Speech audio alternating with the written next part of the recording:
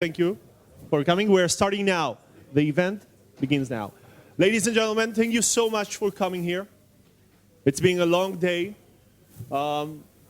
We had some brilliant talks today at the main hall and then the parallel events.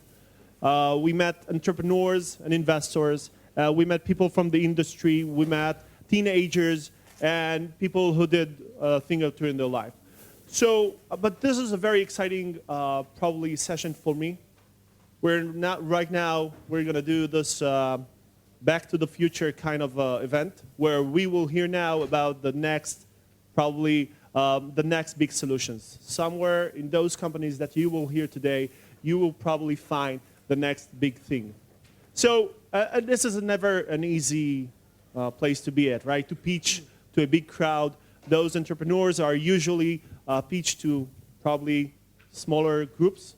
So our role today is to give a big round of applause every time someone ends his speech. It doesn't matter if he did a good job or a bad job. Let's try it now. Thank you so much. Yeah, I know you are very convincing. This is perfect. Continue exactly like that. So the rules today for the entrepreneurs who are going to present is that each and every one of them has exactly 5 minutes. I have here the 5 minutes countdown. You will have, each and every one of you will have the exact time of 5 minutes. And after 5 minutes, I'm not sure how we're going to do that. We'll put it like this so everyone can see that. After 5 minutes, we're starting to applause. It doesn't matter if you finished your pitch or not. Okay, so this is it. Exactly 5 minutes. This is like money time. I want to thank everyone who were involved in creating this event. Gili, thank you so much. You can stand up, Gili, just for everyone to see you. Gili is managing the Yuval Ne'eman workshop and the ICLC, obviously. And you know what is the ICRC because you've been in my talk today, right? Yeah, sure. So just to better understand who are the people that sit here, please raise your hand if you're an entrepreneur. If you work in a startup, if you're doing something like that. Please raise your hand if you are an investor. Okay, the entrepreneurs look around. Okay. Please raise your hand if you work inside a corporate. Okay. Please raise your hand if you didn't raise your hand up until now. Who are you guys? Okay, so we are beginning with Professor Yuval Shavit, who is actually part of the Tel Aviv University, right? And he's going to tell us about, he's the founder and CEO of BG Protect, and he's going to tell us about his innovative startup. Are you ready? Yep. You have the clicker, you have the speaker, the microphones, you have everything you need. Yep. I'm starting right now. So we're going to start from the end, because I don't know how much time I have. So the important thing about the company, regardless of what we're doing, is that we are going now. So we have clients, we have a working product that is based on research I've done last 10 years here at the university. We have the team, we have collaboration, we have very strong IP. We raise money, we're going to raise some more now. We're looking to raise some more. So this is what we are now. What do we do? So the thing is that as soon as you connect to the internet, you're exposed. And we know that the most vicious attacks are man-in-the-middle attacks. We know about phishing and impersonation attacks. We know about espionage. And we talk about DDoS, especially network DDoS. So we want to protect against all these. I'll just do a short presentation of what does it mean to hijack an IP address. So the regular operation, as you've seen before, as you've seen here, is where a client is talking to a server. Now, what's happening in the recent years in the internet is that there's a new type of attack called a hijack attack. In a hijack attack, some vicious guy somewhere maybe in Asia, where is he? Here he is announcing your own IP address as if it is his. And as a consequence, your traffic is destined towards his network and not your network. Now, what this guy can do, for example, is take this traffic and play all sorts of man-in-the-middle attack towards your server. And the idea is that unless you are really using good tools like the one we supply, you are not even aware that these things are happening. The guy has, so this is what's happening. I'm somehow changing the routing of the packets. The packets are going to the attacker, and then the attacker is talking to the server. And there are many different kinds of man-in-the-middle attack one can play. We can also do phishing attack, where they're going to set up an impersonation website. We can do, what's happening here? We can do espionage attack, where we're going to hijack the outgoing traffic of your organization, usually traffic going to backups, to mail servers, to VoIP servers, basically everything where I can get your IP and know what you're doing. So what do? So this is our product. We set up a very large system of hundreds, and in the future we're going to use thousands of software agents. These agents are spread all over the world. They are organized by our cloud server. And when I'm saying they are organized, they are orchestrated actually in a finely timed manner. So I can tell each one of those thousands of agents what to measure and to which destination. And I'm targeting those large monitoring campaign towards my clients' IPs, making sure that they are in the right place. The good thing about this sort of protection is that our protection is not limited to a certain technology of hijacking. There are various ways to hijack an IP address. One can use BGP, one can use DNS, one can use data plane attacks. We are oblivious to the way you hijack the address.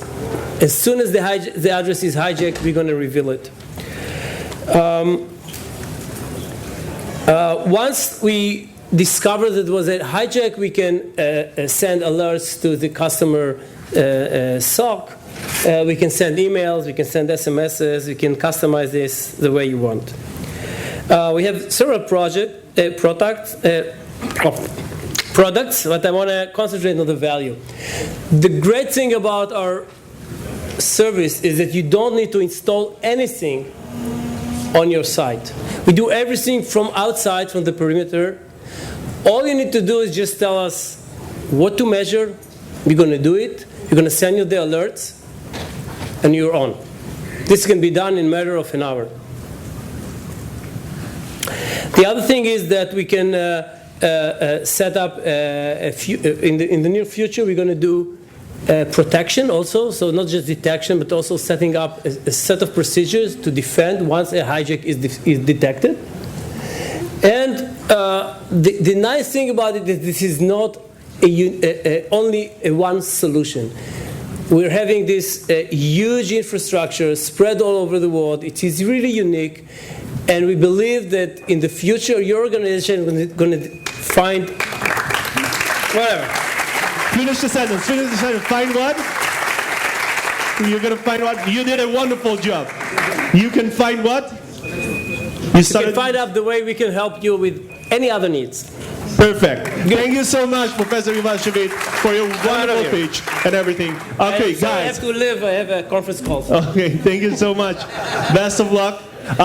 Guys, if you have a seat empty next to you, please, guys, you are there who sits on the stairs. Just find a seat here.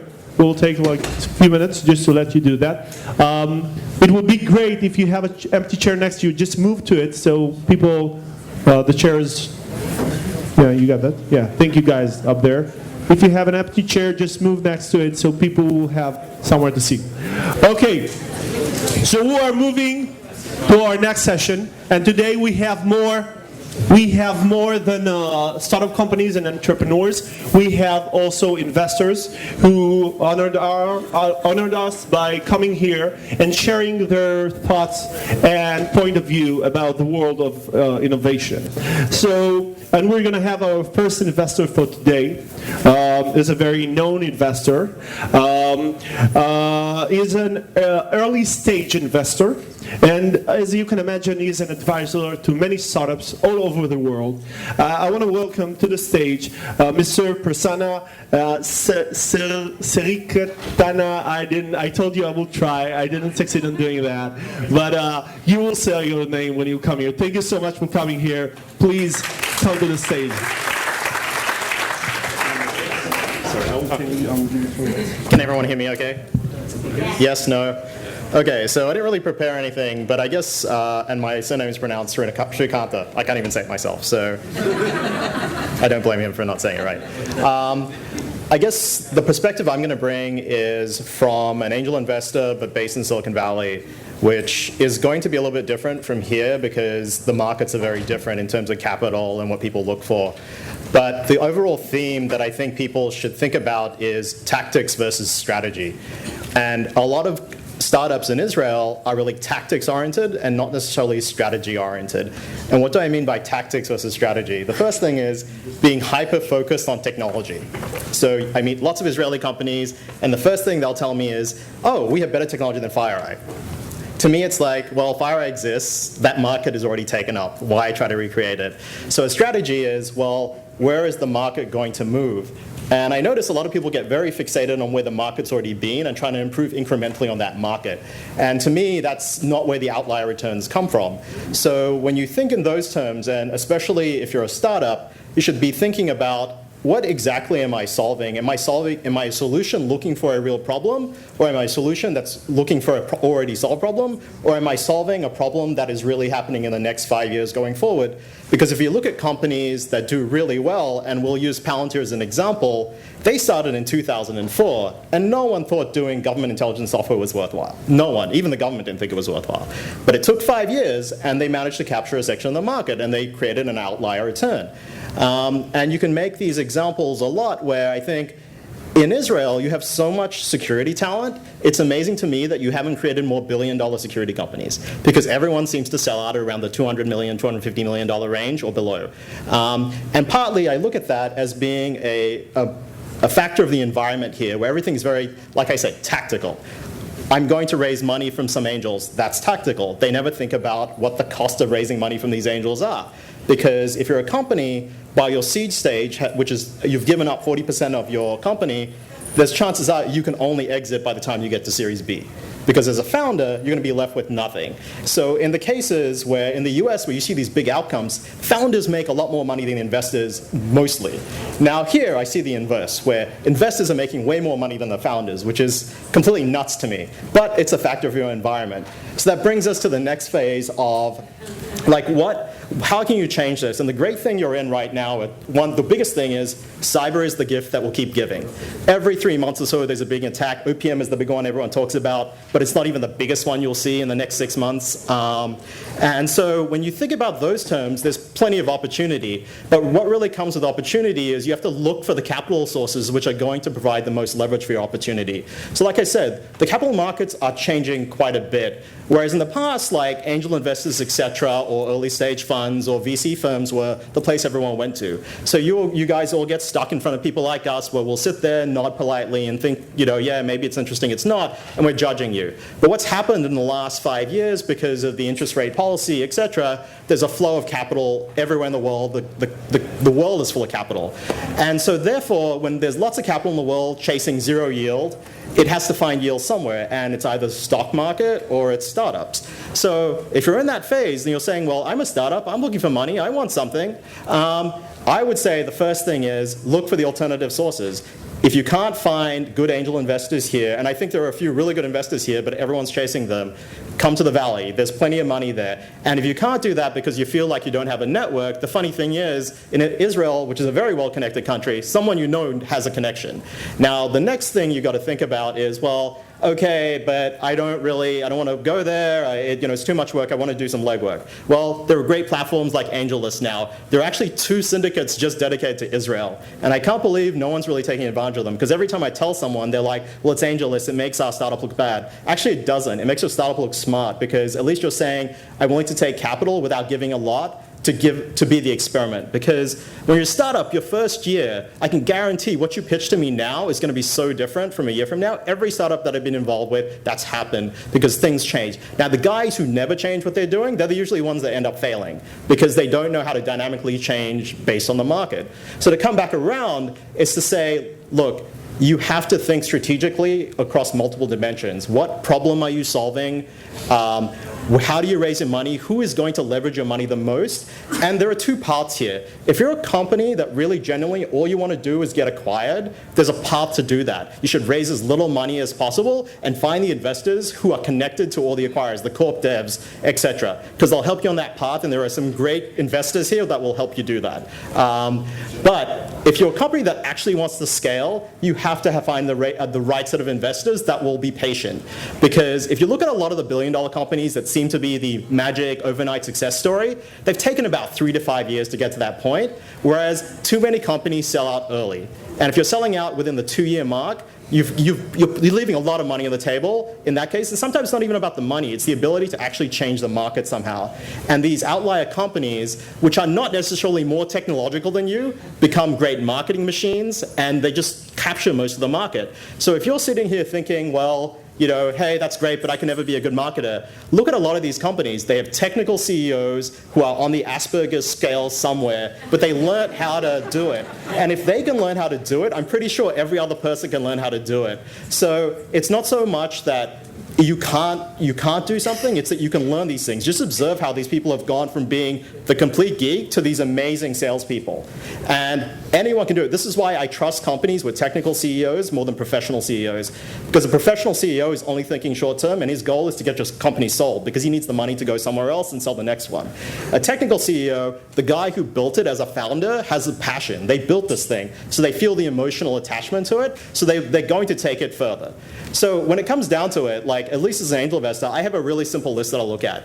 If your founding team basically has no technical people, I'm not going to talk to you, which is good for cyber because if you have no technical skills, it's really not going to work. Now the second thing is, if I look at the way you've gone about raising money, and if you're the scattershot person that just talked to every single angel, it means you're not thinking about it. You're not strategic because you can talk to lots of people, but they may not necessarily be able to help you. And you as a founder want to spend as little time as possible raising money and most of your time trying to execute on your business and working with customers because that's what you're going to do to grow.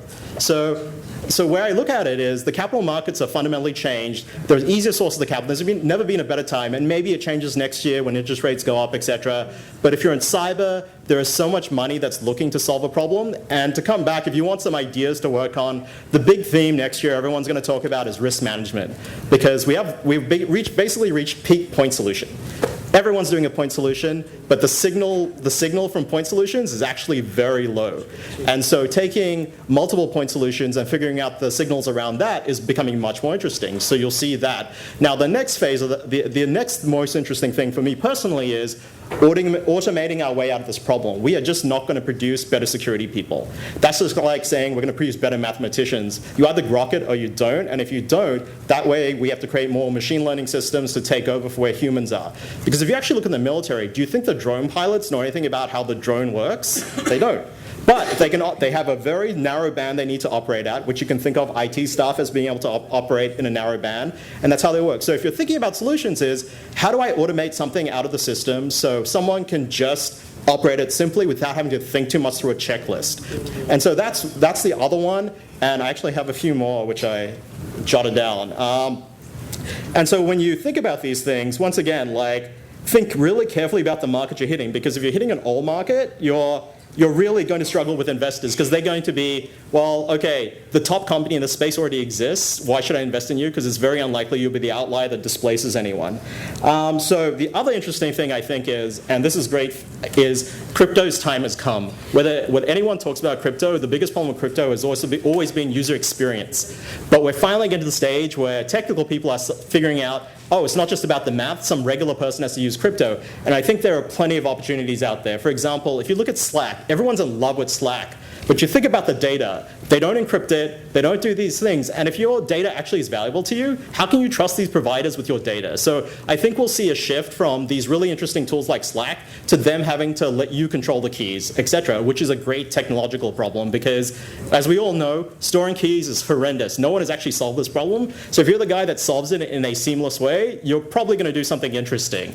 And the other one, which I think is not as powerful as risk management or automating your way out of security or doing the crypto, is going to be reducing the attack surface. And this is like, I'm an old school systems guy, so I love this stuff, is basically a lot of the operating systems, the web tools we use are really massive attack surface machines for everyone. And I think attackers love this. So if we start reducing the attack surface by going towards unikernels, et cetera, where really there's nothing you can get in, but there's no way for you to pivot out, that becomes interesting. So I think you'll see more along those lines, but it's more in terms of the 5 years research project, and 5 years will be interesting. But it's technically interesting to me. So if we kind of like come full circle on this, it's basically, look, the tactics around what's the problem are you solving, technology, et cetera, and then looking at the capital markets that can utilize you and give you leverage, understand and be honest with yourself about if an exit where you pocket $5 million is useful to you, that there's a path to go down. But if you actually want to build a long-term sustainable company, it's a very different path. But you just need to be honest with it, because investors can spot it really quickly. Because they don't even have to ask you the question, they just look at how you think about the world. And the guys who really think big about the world have a very big problem they're trying to solve, and they know how to incrementally go solve it. The guys who think very tactically are like, this is my solution, this is it. This is going to take over the world. That's not how it works. It's your vision will change over time, and you can backfill the story to say, I always thought this is the way it was going to go, and this is why I'm a big success. But I can guarantee everyone lies, because the foundation story is always like, I have no fucking idea what I'm doing, sorry for swearing, and it ends up being like, I always knew what I was doing. So that's pretty much it. Have I hit my 10 minutes?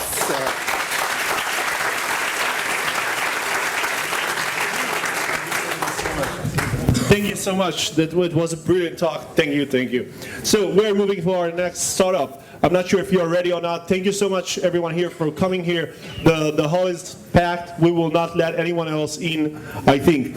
So our next startup is Shlomo Tubul. Shlomo Tubul, where are you? Okay, you are here. He is the CEO of Elusive. Shlomo, you have 5 minutes. How do you feel about that? I want the same 5 minutes he had. No, he had 10 minutes. He had 10 minutes. That's what I meant. Yeah. So, yeah, you want this? Yeah, of course. So no one will hear me. Okay. Hi. Start. Great. How do I switch? Do you have? F5. This is yours. Yeah. Hi everybody. My name is Shlomo Tubul. I'm the CEO of Elusive, and yes, I was debating myself initially, should I take 5 minutes or maybe shrink it to 1 minute and donate my 4 minutes to the one after me as a challenge. But on a second thought, I thought the 10 minutes here before, I'm going to take the 5 minutes. So Elusive is actually the first startup of a very, very special entity called Teammate. And when I say special entity, I mean it because my first startup I started in '85. So I'm kind of a bit dinosaur in that domain. Started the company in '85 before the terms even investment was in Israel. Anyway, with Teammate that was established by Nadav Safri, which probably all of you know about him, I feel like I'm starting a company or I'm in a startup where I have like an airplane on the runway with 5 big engines on the right, 5 big engines on the left, and now you take off. And it's a lot of fun. I mean, the reason I joined actually Elusive was because of the great team of Elusive and the great team of Teammate. And on Elusive we have Hanan from the right down here from Checkpoint. He was the VP of product for 8 years for Forescout. David Hunt, who joined us recently as the VP marketing. He came as the VP marketing of Symantec until recently. And Ofer is the founder of the company together with Teammate and myself. So, we are active in what is called APTs or advanced attacks. In fact, we are active once the attacker crossed the fence, crossed the perimeter, We land inside the network, and now we face with Elusive. And again, because of Teammate, I get to see so many CISOs. I mean, when I'm here, Teammate is like a honeypot. We are not a honeypot, by the way, in Elusive. Many think we are. But Teammate is a honeypot to CISOs. So I'm getting to meet so many CISOs when they're here in Israel and when I'm over in the States. And I like to put them a simple question. Can you sign to your board members today if there is an active attack as we speak right now in the network? Because as we know, board members now tend to follow up on the plan of the CEOs for active attacks, for advanced attacks. And they usually give me a bitter smile and say, no, we can't. We can't, Shlomo, we can't. And Elusive is here to answer that question. That's tough question. Second question, or second problem we're here to help on, is the fact that I'm meeting with different CISOs, as I said. Some of them are very large banks, and their SOC look like that. Some of them get 40, 50 millions of event notification every day. And those false positives are very, very painful because, number one, they cost a lot of money. Number two, there may be a small event right there in the right corner that is the one that will take the company down, and still, it's buried up there. You can see that. It's like a needle in a haystack. You can find it. And that's the second question that Elusive is trying to fix. And in general, we all heard about the asymmetric between the defender and the attackers. I mean, defenders, from 100 attempts to defend themselves, if they fail on one, they lost. The attacker, if from 100 attacks, he wins on one, he won. So Elusive is here to fix a bit with asymmetric situation. Now, how we do it? I mean, everybody's taking this challenge. I bet you there are some startups in this room that are taking that challenge on themselves. And Elusive is a bit different in the approach. So in Teammate, we're exposed to so much knowledge on how the attacker think, how the attacker act, how the attacker plan. And we think that the attackers also have vulnerabilities. Everybody's focusing on the malware, doing a better mousetrap to the malware. But the attacker is looking on new vulnerabilities on the defender side.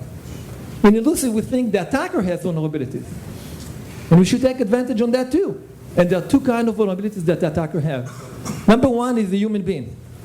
As such, he has weaknesses. He makes mistakes. He's greedy. If you give him an attack vector directly to a 40 million credit card information database, he will go there. He'll try to pursue that and take it. So he's greedy. We're going to take advantage on that. The second one is the fact that he must move during the advanced attack. He can't stop. It may take long, but he must move all the time. So just to better understand these two vulnerabilities, let's look on a typical attack like the target one. And without being very precise on that attack, I mean, it all started when the attacker stepped. Yeah, that's okay. We have only 5 seconds. So so just to finish here, and that's attacker has a different view on the network. Attackers see the network as attack vectors.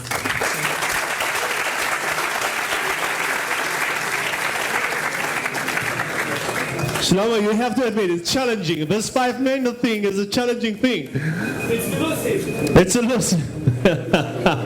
Perfect. So thank you so much for a great pitch. Thank you so much. Earlier today I said I thank the people who are in charge of making this conference and this event come true. I said thank you to Gili, but I want to say also thank you for Professor Itzik Ben Israel, who is also here with us today. He's the manager, he's leading the ICRC and the Yuval Ne'eman workshop. Itzik, thank you so much for this event and the other events we had for the past 2 days. So now we're going to have Roy Katmo. Roy, are you ready for that? With your startup in Silo, right? For you, you will leave the microphone for me. You are so kind. Okay. If you're ready, I'm not sure if you're ready. I'm ready. I just... No, I will reset it. I know. You need no those 40 seconds. No worries. I'll use my 5 minutes smartly. Okay. Are you ready? Yeah. Okay, go. So first, thanks to Shlomo, who gave me a nice speech. You know, I can continue just from the slide he had. My name is Roy Katmore. I'm from Insilo. In Insilo, we believe that targeted attack, now that you know exactly what it is a chronic disease. And as a chronic disease, it cannot be cured. It can only be controlled. I'm going to go with that assumption, and I'll justify it again and again and again with our way of thinking, with the way we figure out to solve things. And it's going to be completely different, I think, from what you heard before. I'll start with 3 facts. First, compromise is inevitable. It's not just because there are 19 new vulnerabilities a day. It's a fact. It's by, if you just follow the National Vulnerability Database, that's the numbers, which means there are 19 ways to compromise your device a day. And that's what we know about. So just think what's going to be tomorrow. Second thing is detection is failing. I think Shlomo's slide was beautiful, and that's exactly what I'm going to say. There are 17,000 alerts on average for an American US, and that's the numbers. They're going to investigate 4% out of them. It's going to be some kind of a random picking. It's not cherry picking as we all like to think we know how to do. And the last, the consequences are very clear. They want to steal data. In Silo, we thought about that problem, and we thought to ourselves, listen, we want to level with the attacker. He wants the data, just as Shlomo said. He wants the $40 million. Why don't you protect the $40 million? That's what you do in your house, right? You just put a safe. Why don't you just do the same thing? And in Silo basically says, let's level with them and try to reverse the cyber kill chain. Everybody's going for the infiltration, right? You want to prevent, nobody wants to be sick. But it's a chronic disease, so maybe you should start with the end and focus only on exfiltration when it comes from targeted attacks. The way we do it is basically we like to think of ourselves holistically as a virtual bubble. As in a bubble, you don't want to look in because it's too noisy. Think about yourself. Can somebody actually characterize and say, hey, that's how my day looks? I would say no. What we say in Silo is take the surveillance camera that looks in, that makes all that noise, all this exclamation mark that was on the board, and turn him 180 degrees out. And just look at outgoing traffic, right? You just want to make sure that the guy doesn't leave you the $40 million Shlomo just gave us. So that's all we do, and we do it in real time. So talking about value proposition, one, let's go with where we started. There's a new equation in town. One active threat means one alert. That's all you need to know. And so we try to make the story a good story for you. We're just going to give you the end of the story. You don't need to read the book. The other thing is, going to number 2, think about that. We want to make it a good ending, right? Nobody wants to cry at the end. So let's make it a good ending, and we are real-time prevention. So it's done with your worries. Somebody's rolling the ball. You go and figure it out. I don't want to figure it out. I'm not sure I'm capable, just as people said before. I don't want that. I want somebody to take care of my things, and that's exactly what we do. The third thing is chronic disease. Keep in mind, chronic disease means that you still want to have your life, your quality of life, just like you had it before, right? Where in Silo we say, you don't need to connect me now to some kind of a NAC and isolate me from the environment just because I have something. I didn't bring on myself this malware, right? In Silo we pinpoint and prevent the specific malicious connection, which means you can work on a contaminated, on a compromised environment. We allow you to work. We make, as for forensics, very, very easy. And last, but definitely not least, the way we work, we are compliant by definition. No PIIs. We have the private regulator works with us, and we have no problem with that. So I say, nobody needs to know where you're going and what the attacker was going for. Nobody needs to know that. So to summarize, I'm even going to have a minute. I can give it back to you, Shlomo. To summarize, what I'm saying is, you are all compromised. It's constant compromising. It's a chronic disease. So you should always assume that you are compromised. When you are compromised, you need to make sure that you got a vendor that have your back. It's going to make sure that nothing is going to happen so you are safe. Somebody needs to watch your back. And business as usual. Come on. Enough with killing our businesses. Business comes first. Security comes second. Let's make it fun. Thank you. Amazing, in less than 5 minutes.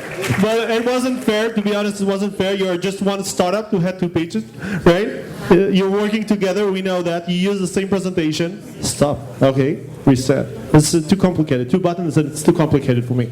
Okay, so thank you so much. Thank you for this wonderful presentation. No presentation, this wonderful talk.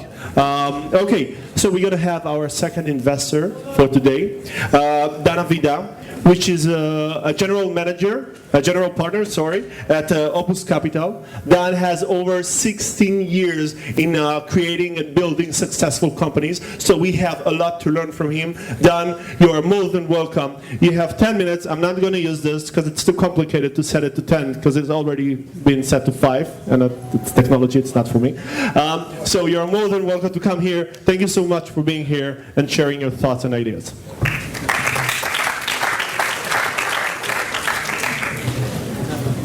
First of all, thank you very much for shaving 15 years off my career. It's at this point very helpful. So,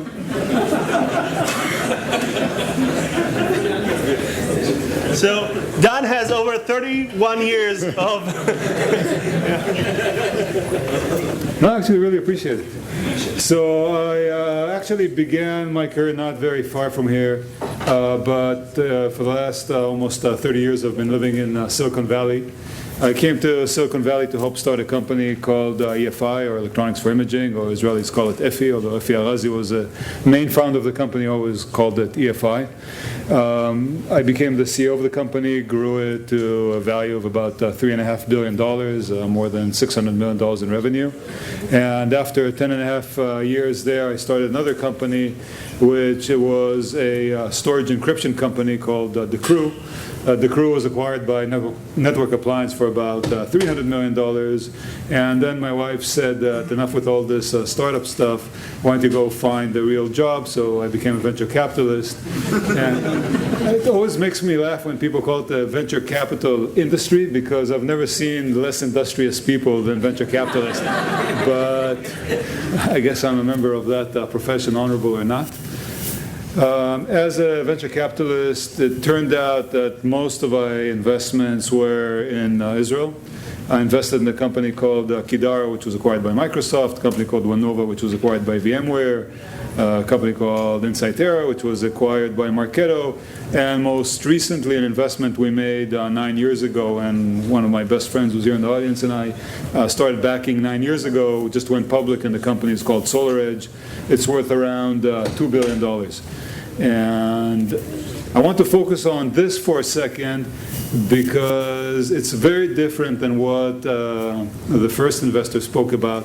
The first slides they showed us 9 years ago when we led the Series A is exactly what they're doing today.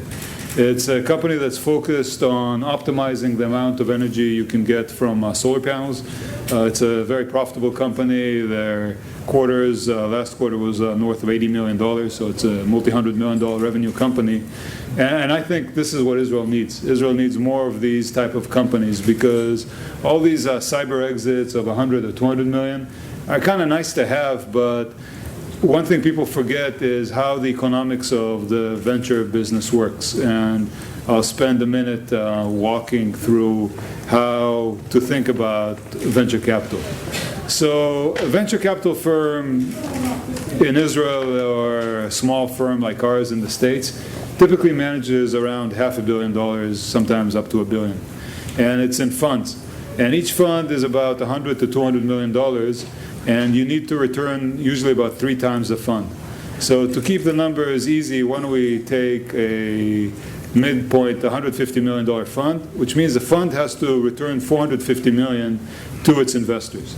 Now, the fund typically makes around 20 investments, of which, if you're lucky, 3 or 4 work. And work means they return the fund. So if you back into this, it means that a company that works, the company has to provide enough liquidity so the investors can return from that one company $150 million. Now, if you think about the fact that you will typically end up owning between 10 and 20%, so even if we go to the high end to 20% ownership, that 20% has to be worth 150, which means that the portfolio company has to be worth around $1 billion for this whole thing to work. Should I repeat all this, or everybody is kind of clear on the numbers? And so for real venture capital industry to work, you need to have in your portfolio at least 2, if not 3 or 4 companies that are worth over $1 billion. And you say, well, you know, what do we care? We're just entrepreneurs. Well, first of all, I can tell you as a guy who had the great pleasure of working in a company that was worth a few $1 billion, it's much more fun when the company is worth a few billion than a few $100 million. It's just to become richer. It's pretty straightforward economics. The other thing is, when the company is worth a lot of money, it typically is an independent company. And I had the privilege of both being on the acquirer side, on the acquiree side, and it's much more fun to be the acquirer and not the acquiree. Even if you make money both ways, when you're an acquirer, you get to set the agenda, you tend to build a real company. EFI, by the way, is still going strong. It's close to $1 billion in revenue. It's worth a few $1 billion today. It's a company that was founded in '89, so it's on its 25th year now. And so Again, Israel needs more of those. Now, we have examples that it can be done in Israel. I mean, Checkpoint is an excellent example of that, but there's a number of others. And so the question is, what do you do in order to build a company that's a self-sustaining company? So again, like the first speaker said, a lot has to do with how you finance the company. And what I see is that a lot of entrepreneurs come to us after they've sold 40% of the company for $2 million. You know, at that point, when we come in, we need to have around 20%, and we typically like to bring in a syndicate partner, because again, if you look at SolarEdge, the company raised over its life over $150 million in the private market. And no venture fund can do it by itself. And even if you look at a more cash-efficient project, to get to an IPO today, a company typically takes on average around 10 years and between $50 and $100 million. And so you need to think about long-term, how can the company really raise $50 to $100 million over that length of time? And the only way to do it is with a strong syndicate. And everybody in the syndicate needs to have some ownership. So when a company sells 40% for the first 2-3 million, it's very hard to build a syndicate. So how do people do it in Silicon Valley? It's very easy. There is a standard way in which Silicon Valley companies get funded. First of all, funds like ours are happy to do seeds. But if for whatever reason we don't want to do the seed and no other professional investor wants to do the seed, the angels in Silicon Valley never take more than 10% of the company for Series A. And so that leaves enough for the entrepreneurs to be able to sell more of the company for the next few rounds of investors, to allow them to, over time, still own 5, 10, 20% of the company at the point of exit. Does that, again, make sense? And so people should be very thoughtful about Series Seed, Series A, Series B, Series C, etc. Then, the question is, okay, what's the difference between a seed company, a Series A company, a Series B company, a Series C company? Everybody has their own definition. I can tell you our definition is pretty straightforward. If the company is unsure what it wants to do when it grows up, it's a seed company. If there is either technology risk, for example, I looked at the company last year, which was doing 3D printing, and they had some real physical challenges they had to overcome. And no investor was going to touch that as a real serious Series A until these technology hurdles were overcome. And so they raised $2-3 million, built a lab, and proved that they can overcome these technological hurdles. So that's one case where people raise seed. Another is if the entrepreneurs are not exactly sure what they're going to do, they think maybe they should do this, maybe they should do that. That's another seed level company. Other than this, I think all companies should start as a Series A. So to give an example, my wife, used to be a professor at Stanford, a colleague of hers and I started a company last year to do online education, and we raised $17 million, 1.7, as Series A. There was no seed, there was nothing. I mean, the company went on the road with 17 million. The crew also started with a stack of 10 slides, and on the 10 slides we raised $15 million. And so people who think, oh, we should do a seed, not always. If the idea is a solid idea, you have a solid team behind it, the best thing is to go to a professional syndicate and start immediately the road. And the benefits for that are several. First of all, the entrepreneur takes less dilution because you still only sell 30-40% of the company, except you get a whole lot more money for it. B, you can once you raise a lot of money, you can build a team very quickly. And today, it's very rare that a company is by itself in the market. Maybe I see one company out of 500-600 a year that really is unique, and they have no competitors. Almost every other company has competitors, even if they don't know about them. So the faster you get going, the faster you're likely to lead the market. And then there's this small matter of sales and marketing. So most people who start companies are like me, engineers. And engineers, you hire 10 engineers, you buy some computers, it's cheap. And so you figure, well, $1-2 million, I can pay salaries for a year, I can buy some computers, it'll be fine, I can even run stuff on Amazon. Then you start hiring a salesperson. And so today, the way you should think about it is you always work in sales teams, not sales individuals.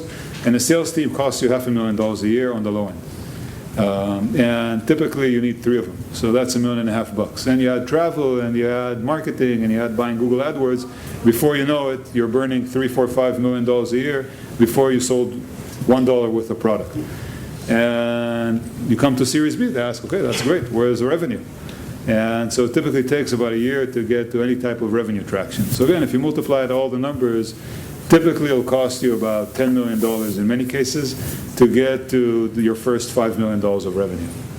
And so the faster and easier and less dilutive you raise those first $10 million, the more likely you are to have a high-priced Series B. And then, whether you need Series C, D, E, by the time you get to Series E, by the way, it's bad news. So the reason is, if you look on the history of time, the best outcomes were always the most cash-efficient companies. So again, Checkpoint, if you look, raised actually very little money before it got to profitability. EFI the same. EFI, we became profitable on $5 million, and then generated another $500 million in profits before I left. So, and the company still continued to generate profits after. So, good companies tend to be very, very cash efficient. Google was obviously the best example. Raised a little bit more than a few $1 million, but they became very profitable very, very quickly. And so last thing I'll talk about is what everybody is interested in, the exit. First of all, any company that's set out to being a flip, like the first speaker said, any good investor can sense it in a nanosecond, and your chances of getting a really good investor are zero. Because if they're a really good investor, although they should not invest in flips because they only have really 20 slots to invest every 3 years. You raise a fund every 3 years, you have to invest about 20 companies, so you multiply it all out again, you can invest in about 8 companies a year. If you lose one of your slots on somebody who wants to sell his or her company for $20, $30, $40 million, you're not going to be a good investor. And so, to me, the really good companies get started to solve a very basic problem. So again, I'll give an example from EFI because it's the example I know best, and then SolarEdge. When we started EFI, we really had this vision that everybody was printing in black and white, and people were starting to build color copiers, and we thought, oh, you can use those color copiers to allow people to print high-quality color.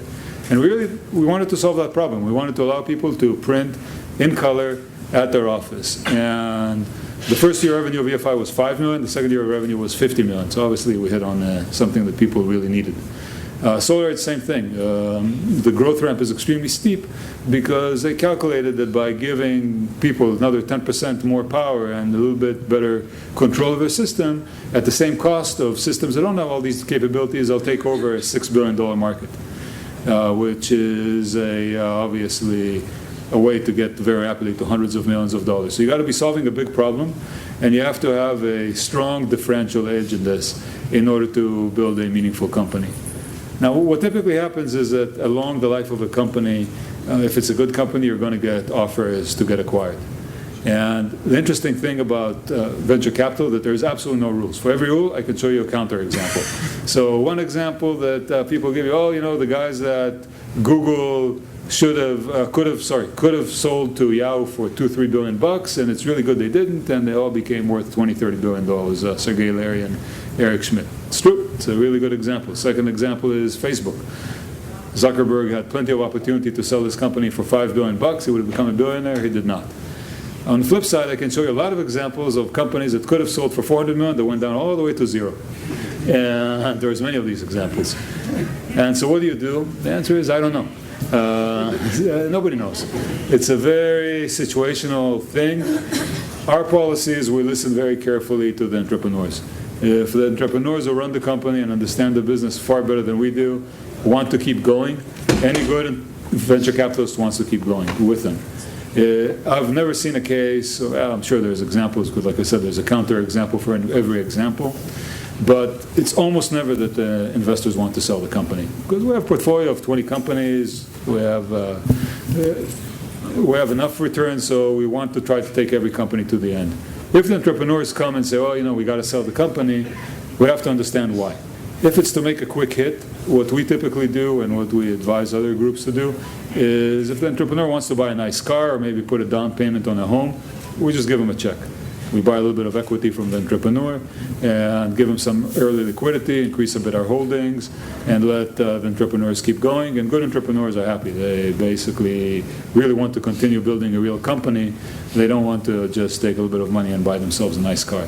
If an entrepreneur says, well, the product doesn't work, or the market is not developing, or the competition is going to kill us, then obviously we have two options. One option is to replace the CEO, and the other option is to sell the company. We typically pick option 2 because option 1 is a major headache. So that's the end of my comments. I'll be around if anybody...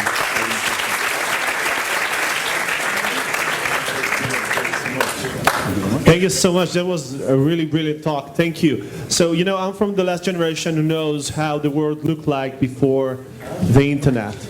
I remember that. But when it just started, when the internet just started, I needed to print out lyrics for a song. And I print them out, and I went to this musician because he wanted those lyrics. And those musician's friend said, I think there is something wrong with the lyrics. And the musician said, how can it be? It's from the internet. Because nobody really understood what the concept of the internet at the beginning, so it's from the internet, it's just this magical place. So I'm sorry for the mistake I did with the amount of years you have of experience. I just took it from the internet, and everything on the internet is true.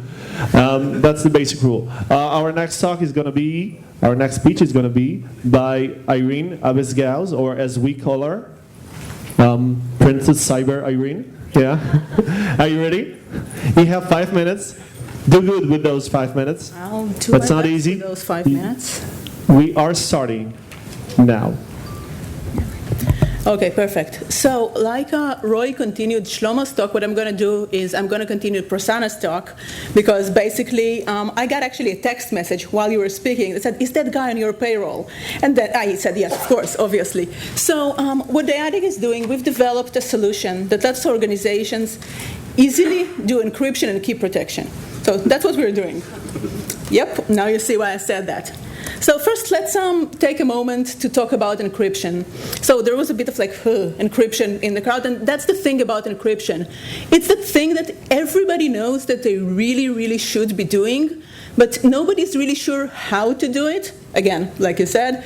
And the truth is that nobody actually wants to do it. So you can say encryption, if for the cyber world, it's a bit like doing your taxes or calling your mother-in-law to wish her a happy birthday. Like, you're not sure how to approach it. You really don't want to do it, but you know that you're going to be in a lot of trouble if you don't. So that's encryption. So what happens today is some people, they don't encrypt at all, and okay, that's like really bad. We're going to go from really bad to a different really bad. So that's really bad. Now, some people, they encrypt, but they don't know how to do it right. So it ends up kind of like the same as not encrypting, but they've worked a lot to get there, so they're even more miserable. And then there's the guys who encrypt, but they don't know what to do with the encryption keys. And one example of that, by the way, is Uber, who got their keys on GitHub. Example, okay, I can't do it without saying Heartbleed, Uber, and Sony. So we've got Uber. Next is Sony. They've got on Pastebin a folder called private keys and passwords.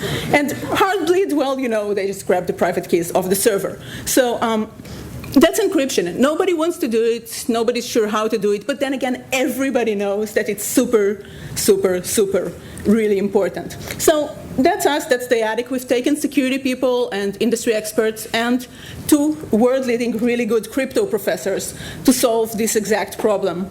Now, we're backed by Innovation Endeavors, we're backed by NEC Japan, and we've received actually a 2 million euros grant from the European Union for outstanding academic research and innovation.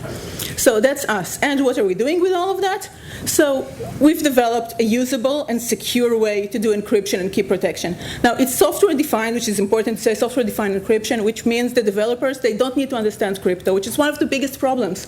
Nobody understands it and nobody gets it. So developers don't need to understand anything. They just need to plug it into their systems, and they'll get organization-wide policies will be applied everywhere, and the keys will be secure, which is really good. Okay, so for those of you who are checking your phones, first of all, I see you. And second, you need to pay attention now, because that's the technological part. It's the tricky one. So technology. The math that our professors are researching is called multi-party computation. Basically what it does, it allows people who hold pieces of information to do calculations together and know that the result is good and trusted, but without anyone ever revealing their info. for example, think about a group of 5 security people. They want to know, on average, how many times each one of their organizations has been breached in the past year. But, security people, nobody wants to reveal their hand. Nobody wants to say what they've got. So that's what multi-party computation, or MPC, allows you to do. So different pieces of information, different places, one calculation, and it's good. So what are we doing with it, with this technology? So we let the organization encrypt easily, as I said, software-defined encryption, and then we take the encryption keys and we distribute them between different servers. Now, what it means is they're no longer in any single one place. They're randomly split and distributed between different locations. Now, for attackers, nothing is there. Every piece of information by itself is absolutely meaningless. Any piece of the key is worthless. Any piece of encrypted data without the keys is also absolutely worthless. So attackers can't steal what's not there. That's what we're doing. Now, what happens is once you have a bunch of different servers, first of all, there is the big threat of an admin just walking in, grabbing the data, grabbing the keys that we know somebody just accidentally left next to the data, and walking away with it. So that's no longer a threat. Different servers, different admins, different physical locations. One can be in the cloud, one can be on-prem if you don't trust your cloud provider, for example. And then it's absolutely zero-day proof, because there is never a single zero-day that's going to affect everything like Windows, Linux, Unix, and so on and so on. So the keys are split between different locations, and it's absolutely zero-day proof because of this reason. So 8 seconds, cool. That's us. Encryption and key protection, simple, doable, and super secure. 2 seconds. Thank you very much. Wow, thank you so much. Thank you so much. We need more entrepreneurs like Irene. You talked about smartphones. Do you know what nomophobia is? Do you know what nomophobia is?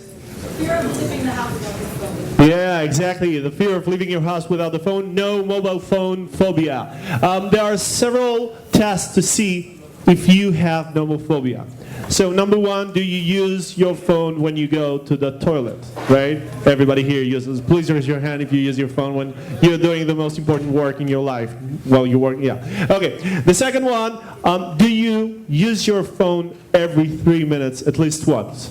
If you do, raise your hand. If you're a liar, don't.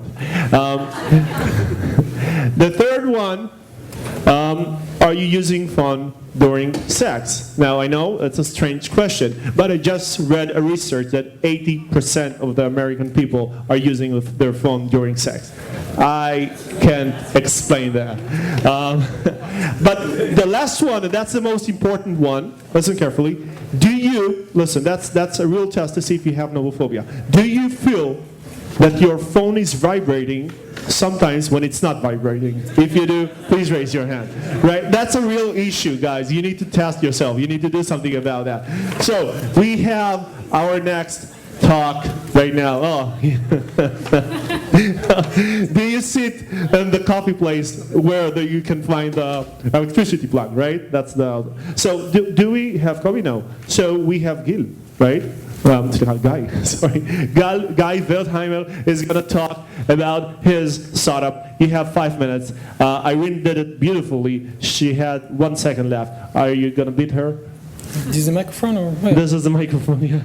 Thank you. Good luck with that. Hey, so I want to do a little bit zoom out on this cybersecurity challenge and talk about 2 numbers. One, it takes more than 200 days from the moment a breach has occurred in your network until you found out about it. 200 days, more than that. Second, 67% of the breaches that you found out through a third party, someone outside of your organization, not by hiring top-notch experts, not by installing top-notch security appliances, by someone else outside of your network, outside of your organization.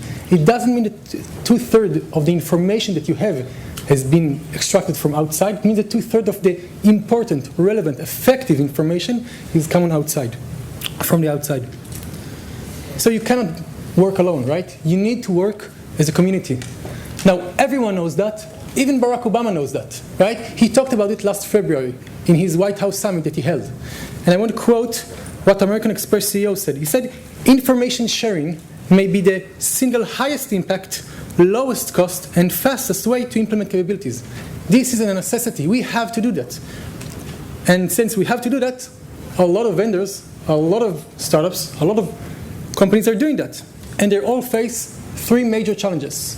One is trust. Do I trust you as a vendor to share and to transfer my knowledge, my information? Second, is it effective? Does the information being shared is relevant to me? Will it have a high impact over me, or just small things? And last but not least, regulation. How can I share things without being in a default against regulations? And regulations is a very challenging obstacle to overcome, because there are numerous regulations that you need to address. Antitrust and privacy and data protection and all other stuff. And it changes on the specific case that you want to share. It depends on who you are, with who you want to share, why you want to share, when do you want to share, where do you share, etc., etc. It's a very challenging obstacle to overcome. This is what we are doing in Chameleon. We've created a framework to help the regulated market collaborate. Not just two people, but the regulated market. They need to address regulations. Our framework is built on three characteristics. One, it's a peer-to-peer distributed network. We do not own it. We do not see it. We are not exposed to anything that you share. Second of all, you own your data. You're in charge of your data, and you can decide what it's going to do with it. And the last thing is, this whole system was built bottom-up to address regulations, because this is the most crucial challenge that you need to face. We're integrating with a lot of feed providers, security appliances like SIEMs and others, to overcome this whole challenge from without and from within. Who we are. Kobi, the CEO, who couldn't be here since he was invited to a DHS conference to explain how do we do collaboration in a true and effective manner, and myself, and we are soon to announce our new VP Global Sales. And we were lucky to have a unique and exceptional team as both investors and boards in our company. So in a nutshell, this is what we are. Wow. You actually broke the record. You have 1:25:24. What do you want to do? You want to dance? You want to sing a song? You can juggle. Guys, this is a brilliant guy. You should definitely have a discussion with him. And Chameleon is a wonderful startup. I'm going to stop. Okay, so we're going to have now our next pitch. It's going to be by Idan Levin. Where are you, Idan? Are you ready? Yeah. He gave us like 1:25. How much time are you going to leave us? Zero, hopefully. You have the 1 minute pitch. I'm gonna use the 1 minute pitch time, and it's starting. If you're ready. No, you're not ready. No. Are you gonna be ready? Just a second. Okay. I'm gonna do something very risky now. Very risky. I'm gonna show you both a video. He's going to show us a video. And then a presentation. And then a presentation. So you're showing up the video. I didn't start the time. What are you doing? Yeah. Stop this. Okay. Are you ready? We're going now. Cyber attacks are inevitable. How fast you respond makes all the difference. Time spent investigating and closing out breaches is time an attacker can use to steal information and disrupt your business. Legacy cyber incident response solutions don't give you what you need to quickly investigate and shut down cyber attacks. They put the burden on you to look at the hundreds and thousands of cyber alerts you get from all your different detection systems and figure out what to do. What if there was a better way? Interested in a solution that automatically investigates each alert for you and mitigates cyber attacks to protect your resources? Let me introduce you to Hexadite. With Hexadite, cyber alerts are investigated and remediated in minutes, even seconds. Here's how it works. When an alert is received from one of your detection systems, Hexadite immediately starts collecting and analyzing actionable network and endpoint information to determine what's going on. It then automatically takes the best course of action for each cyber alert to effectively contain and remediate the full extent of a breach. With Hexadite's unique SWAT technology, the Hexadite Automated Incident Response Solution can handle everything from low-level threats to advanced persistent threats, APTs. There's no more guesswork, no more wasted time. Every cyber alert is investigated to ensure nothing gets by. Hexadite's Automated Incident Response Solution enables you to strengthen your security, reduce your costs, and maximize your productivity. To learn more, visit our website or contact us directly to set up a demo. And I still have 3 minutes. Okay, just a sec. Okay, so nice meeting you everyone. My name is Idan Levin. I'm the CTO and co-founder of Hexadite. And so what actually do we do at Hexadite? So we are the provider of the first fully automated SIRP, which stands for Security Incident Response Platform. So what it basically does is it gets the alert from any detection system, can be an antivirus, DLP, everything that you can think of. Then it's going to investigate this alert. And by investigating, I'm not talking only about workflows. I'm talking about actual investigations, which you really understand what you're looking for. And so the same alert can one time trigger 20 actions, and the next time the same alert is going to trigger 200 actions because we really don't know what we're after. So we have to investigate. Then if we find anything malicious on those things or hosts that we investigated, we're actually going to do also the remediation part. And finally, we're going to give you a full report of everything that happened, which alert we received, what we did in order to investigate it, and finally also the remediation actions that we took in order to solve it. So what you actually gain of using such a product? Well, first you're able to respond and contain to cyber alerts in seconds, not days, not months, not years. I'm talking about seconds and minutes. And you'll also be able to investigate everything. You don't need to prioritize which one is more important because we all know it's very hard to do, and we also say it's impossible to do.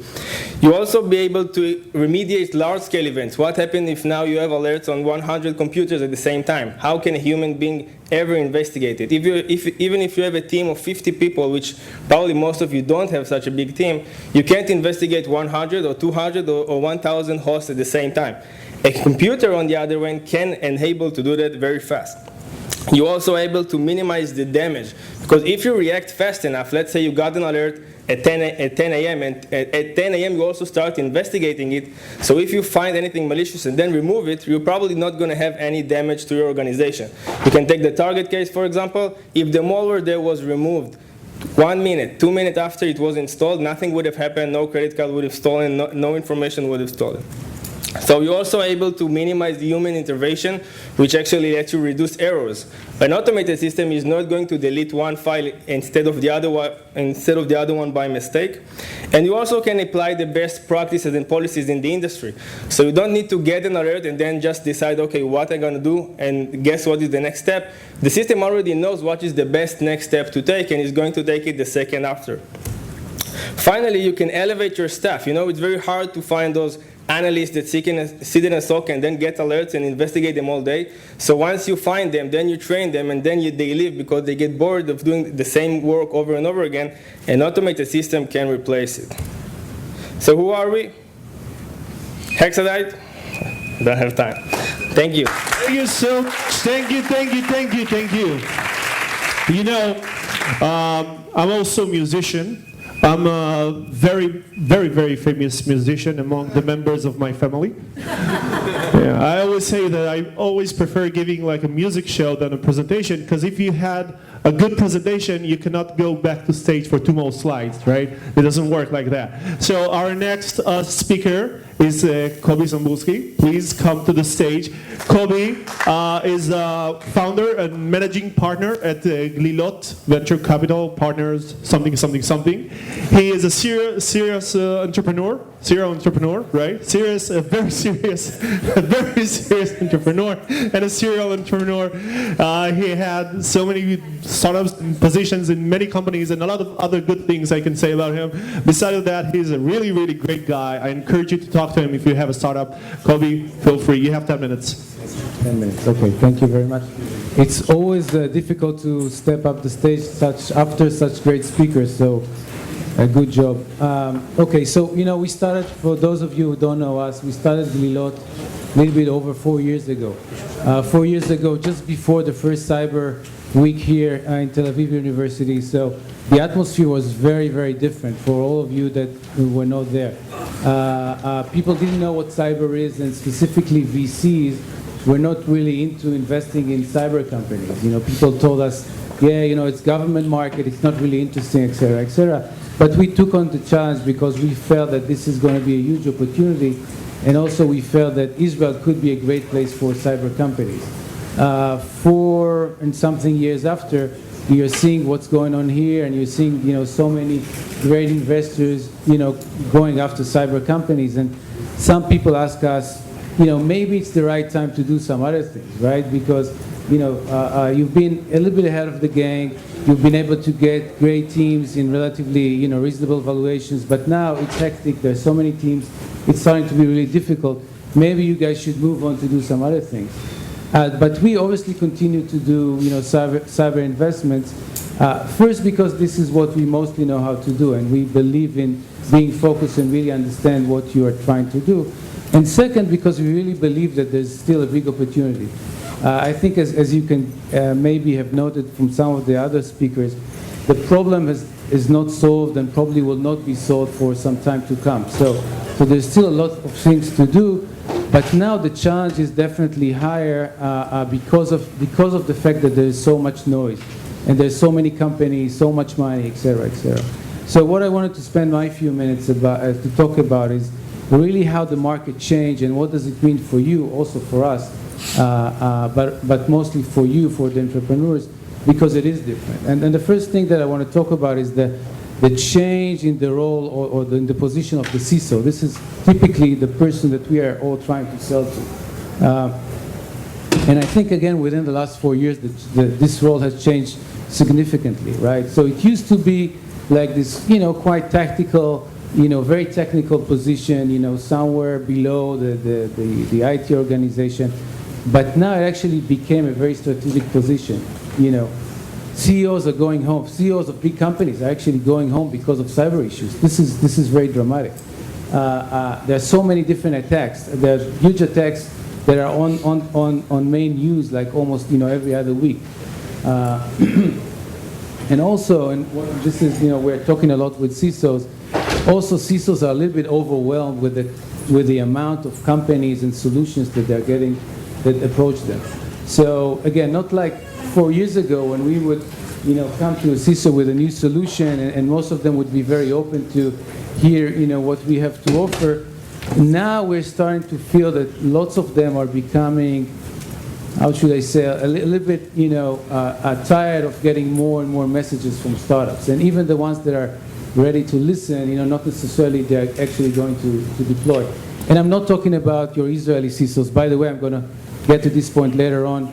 I would go directly to the Americans one, but we'll get there. But we are seeing again and again CISOs that just cannot afford to get another vendor on their network, okay? And actually some of them are focusing reducing the amount of vendors that they have. So how does it translate to you? And again, we are still very active in investing in cyber companies. So we're not necessarily saying you don't need to try to approach the market, but the point is that the solution, and I think this relates maybe to some of the earlier talkers, is that you need to get in something that is really solving a big problem in a different way and really is making a big difference. Otherwise, it's going to be very, very difficult to cut through the noise and to get into those decision makers, because again, they're so busy, they have so much on their mind, and just solving them another small piece of the solution is not going to cut it anymore, which is again different than 4 years ago. So this would be my first advice. Look carefully at what you're doing. Try to solve a big problem. Try to solve something that really would cut through the noise and would convince the CISOs in front of you to really take it on and to give it a try. The second thing I would encourage you to do, and some people spoke about funding here, getting the right funding is so crucial for your young company. And I would encourage you to think about it not as dollar figures. I would encourage you to think about it as getting a partner to a long road, right? I again and again meet young entrepreneurs that when they take seed funding, we typically do seed funding, so we typically like to be the first money coming in.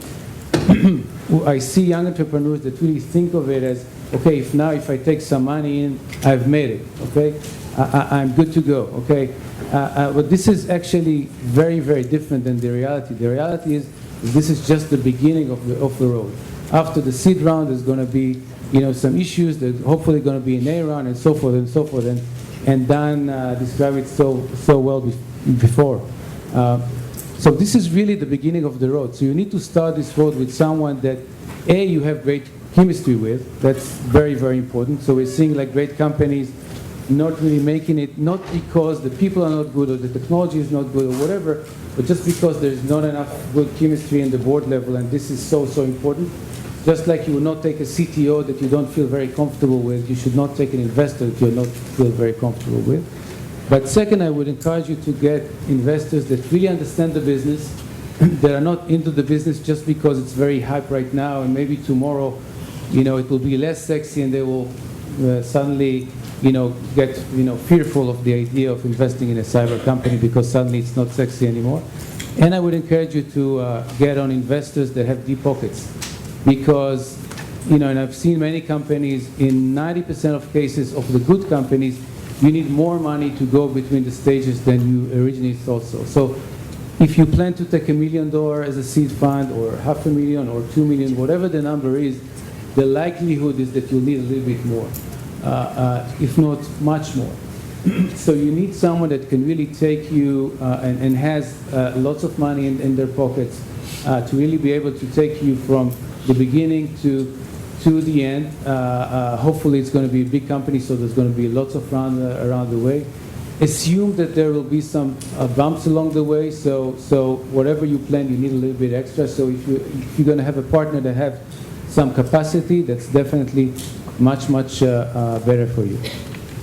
And the last thing I would recommend is, we like, and this is maybe some of my colleagues here would not agree, but we like companies that can go to the market and start touching the market really quickly, right? I think, for me at least, the age of companies that would be, stuck in the lab for 2-3 years, developing some great technology and only then go out, I think this is over. The market is changing so fast that if you are in the lab for, for more than 6 or 8 months, it's probably, the market has already, ran past you. So you need to be there.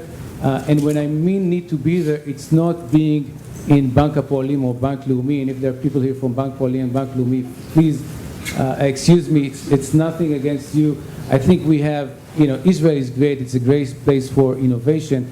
But in terms of really understanding customers, you need to go to the real market in the US. So what I would encourage you to do is sit in the lab for as short time as possible, develop your MVP, your minimum viable product, and as fast as possible, go to the real client real clients in the US. I wouldn't say go to 20 customers. This will kill you. Probably not even 5, but pick 1 or 2, big customers that you can really prove your point, that can really work with you to make your product the right fit to the market, and then make it happen there, and from there expand. Don't waste too much time on here. We're seeing occasionally we're seeing companies that would spend, 2 years or 4 year in the Israeli market, would have 20 different customers in Israel, but then the product is, it could be great, but does not necessarily fit the American market, which thinks different, which acts different, which behaves different, etc., etc. So this would be my 3 comments for young Israeli startups, but definitely continue to invest in this space because we think it's a great space. The battle is not over, and it's not going to be over anytime soon. So there's still a lot of great companies to be built and a lot of innovation to create in this space. Thank you.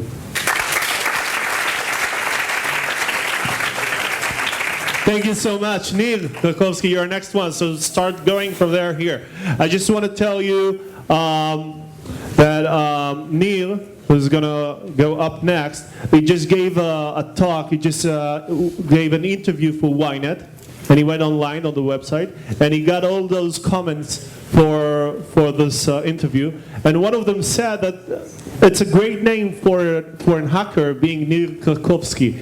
So the Israeli hacker, please come here. I just want to say thank you for another person, and I'm going to do many, maybe I will do it again.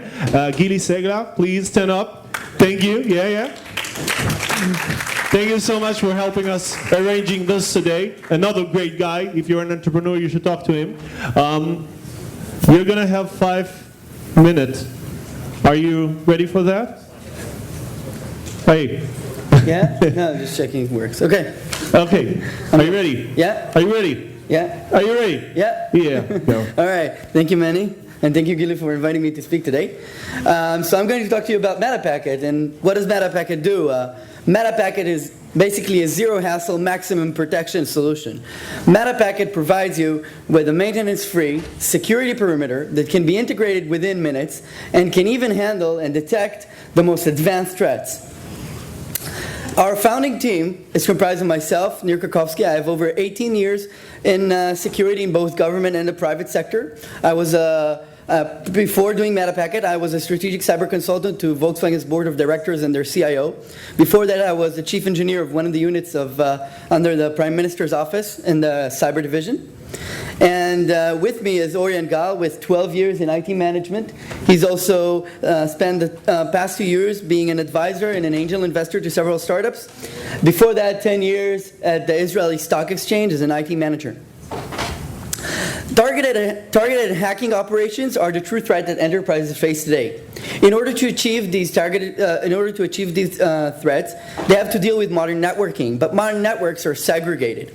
Because they are segregated, you need some kind of brain inside the network that communicates outside. This segregation requires all operations and anything that you can think of which requires hacking to be malware-based. And therefore, in order to achieve these goals, these malwares need to also communicate outside. And this requires communication infrastructure from the hackers to be built out in advance. So, in MetaPacket, we try and detect these remote connections, these managements of the malware from afar. The problem with today's solutions, however, which is relevant to our solution, is that they can be replicated and modeled. A hacker can build out an entire replica of any solution that you build out, even some of the ones built today. Once they can be replicated, they can be studied completely. And anything you can study, you get it on your palm, you can definitely bypass it. It's been proven on and on before. And that's the limit of today's security solutions, that they can be dissected. Once they're dissected, the hacker's methodology evolves, and any static solution that doesn't change will ultimately fail. That's why at MetaPacket we believe security as a service is the future.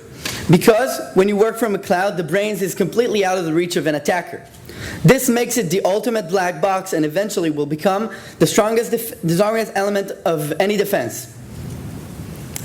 So our key concepts for our product is fast integration, simple operation, and next generation security. You really protect your customers. In order to achieve fast integration, one has only to do a simple self-service web sign-up, which takes a few seconds, and then a 1-minute service sensor installation. Once that, they're already protected. We've developed a very, very simple interface which can be understood even by non-security personnel, even just regular IT people can follow up on the incidents. We provide remediation and mitigation advice when we propose the threats, and we even have an interface which is click to block any suspicious activity. Once we sever the communication between the malware and the operator, it can't do anything on the network. So, including that with summary of threats and data and more detailed if you want to investigate further. To do this, we have a next-generation engine in the cloud, which basically takes up 4 elements. One is actionable threat intelligence to find out anything that has already been found before. Rule-based heuristics, which discover any kind of rule we can think of, which is relevant to any attackers. And our very own novel traffic vetting technology, which vets every outgoing traffic. That combined with a full active packet inspection, which lets us actively inspect any packet going out independently. So our target market, and who wants this product, who needs this product, is the entire SME market for various reasons. The SMEs, small medium enterprises, have a solution vacuum. They don't have anything really they can operate in time, and nobody really wants to sell to them because of the integration time. And they have small IT teams which have very little attention to security and want to know security personnel in the company. Large enterprises have a different problem. They have many remote satellites. They could have a 5-person company in another country, and they are very hard to gain centralized control over. And they are always and constantly targeted. This target market is amazing. It's $76 billion, and it's going to even grow to almost 1.5 its size by 2018. Our strategy is to build our brand with success stories, reach ID integrators who can reach and reduce customer acquisition costs for our SME partners, run an online freemium which people can test and run. Any last words? Yes, we've just finished 2 successful pilots with Binat and the Israeli Post. Wow. Perfect. Thank you so much. Love you a lot, man. Okay, our next speaker is Gil Kozer. Is Gil here? While Gil is setting up, I just want to ask you a question. Have you ever been to my talk? Any of you have ever been to my talk? Please raise your hand. Okay, some of you. So I always start my talks with asking questions about the people, and I sometimes give people a choice. If you had to spend, and I ask that a lot, if you had to choose between spending 3 days without your smartphone or without your toothbrush, what would you choose? Well, usually when I ask this question, I get 60% that admit that they would prefer 3 days without their toothbrush, and 40% are liars. That's the way it works. So, are you ready? Yeah. Yeah? 5 minutes? That's challenging, as you saw. It's gonna be less. What? It's gonna be less. Yeah, it's gonna be less. Amazing. Starting now. Okay, thank you. My name is Gil Kreuzer, and I'm going to present ICS Square. We are a spin-off company from Bright Source Energy, power generation developers and designer, and as such, our solution is protecting critical processes and industrial process, industrial control system. If we look at the landscape of security solutions for industrial control systems, then there's the perimeters, then the interior layers, when we find all different kinds and sorts of solutions. Our protection is in the center of it all. We protect where the process is. What we do is, like many other security solutions nowadays, we do a profiling. We profile the protected entity. But in our case, unlike other solutions, our entities that we profile are processes, sensors, signals, and everything that you find in an industrial environment. The process works as follows. We take the raw data of a plant, of a facility, of an asset, all of it, all kinds of data that exist in the physical process, and we generate, the OnGuard product generates a baseline, a multidimensional, multi-layered baseline of the process. It involves different kinds of detectors. Each detector has its own baseline that serves to make sure that the process runs as it is expected to run. When we have a detection that the process deviates from what it's supposed to be, from the well-being of the asset, of the utility, then we raise an alert. An example to the kind of threats that ICS Square is protecting and coming to aid against is the scenario where you have an entity compromising one of the instrumentation in the protected asset, for example, a pump, while the operator, the operation team would not know about it. The injected data would cover the attack completely, and the operation team would think, and the operation and the control system would think that everything is just fine. This is where OnGuard comes to serve. The OnGuard would detect based on the connectivity between different parts in the process, different parts in the plant. We would detect that something is faked and something is deviating, even though everything looks just fine to the operation team and to the operators. We would raise an alarm and give actionable data for the team to react. So as promised, very fast, this is us. Thank you. Thank you so much. You broke the record, 2.5 minutes. That's amazing. So, we had those few last startups. It's going to end really soon. Don't give up. I know it's been a hard day. It's pretty late, but take a take your time. And we're going to do that. Our next startup is going to be Rami Mizrahi. Rami, hi. Are you ready? 1 second. 1 second. You have 5 minutes. You can take 5 minutes. Yeah, more than 1 second. 1 second and then 5 minutes. Yeah. Okay. So, Rami, are you ready? I have nothing to say. Like, I gave all my jokes already. Doing great. So we're starting. So here we go. Yeah. Okay. So hi, I'm doing for Topspin Security. I'm not going to repeat what other people just said, but we know that prevention is not totally effective, and you will have infected endpoints in the organization. Our goal is to rapidly detect them before damage is being done, before damage is done. A bit about who we are, where we're at. We started a couple of years ago, 2013. We have an experienced team from several security companies. We have patents for our technologies. We now have customers in the United States and in Israel, and we're working on expanding our U.S. presence. Our investors are privately held, Shlomo Kramer, Mickey Budai. Won't say a lot about them too. Know them. What we do, basically we have two main engines that work together in order to find those infected assets. We have proactive deception and rapid detection. Proactive deception is where we spread out many honeypot servers throughout your cloud. These are decoy servers that will resemble your actual endpoint, your actual servers, and they will lure attackers to hit them. And we do rapid detection where we monitor all the network traffic that's going on in your organization, and we're able to pinpoint and find the exact communication between the infected assets, between the compromised assets in your network, and their command and control servers. These two, together with our cloud-based threat intelligence, allow us to give you accurate incidents, actionable forensic, and visibility.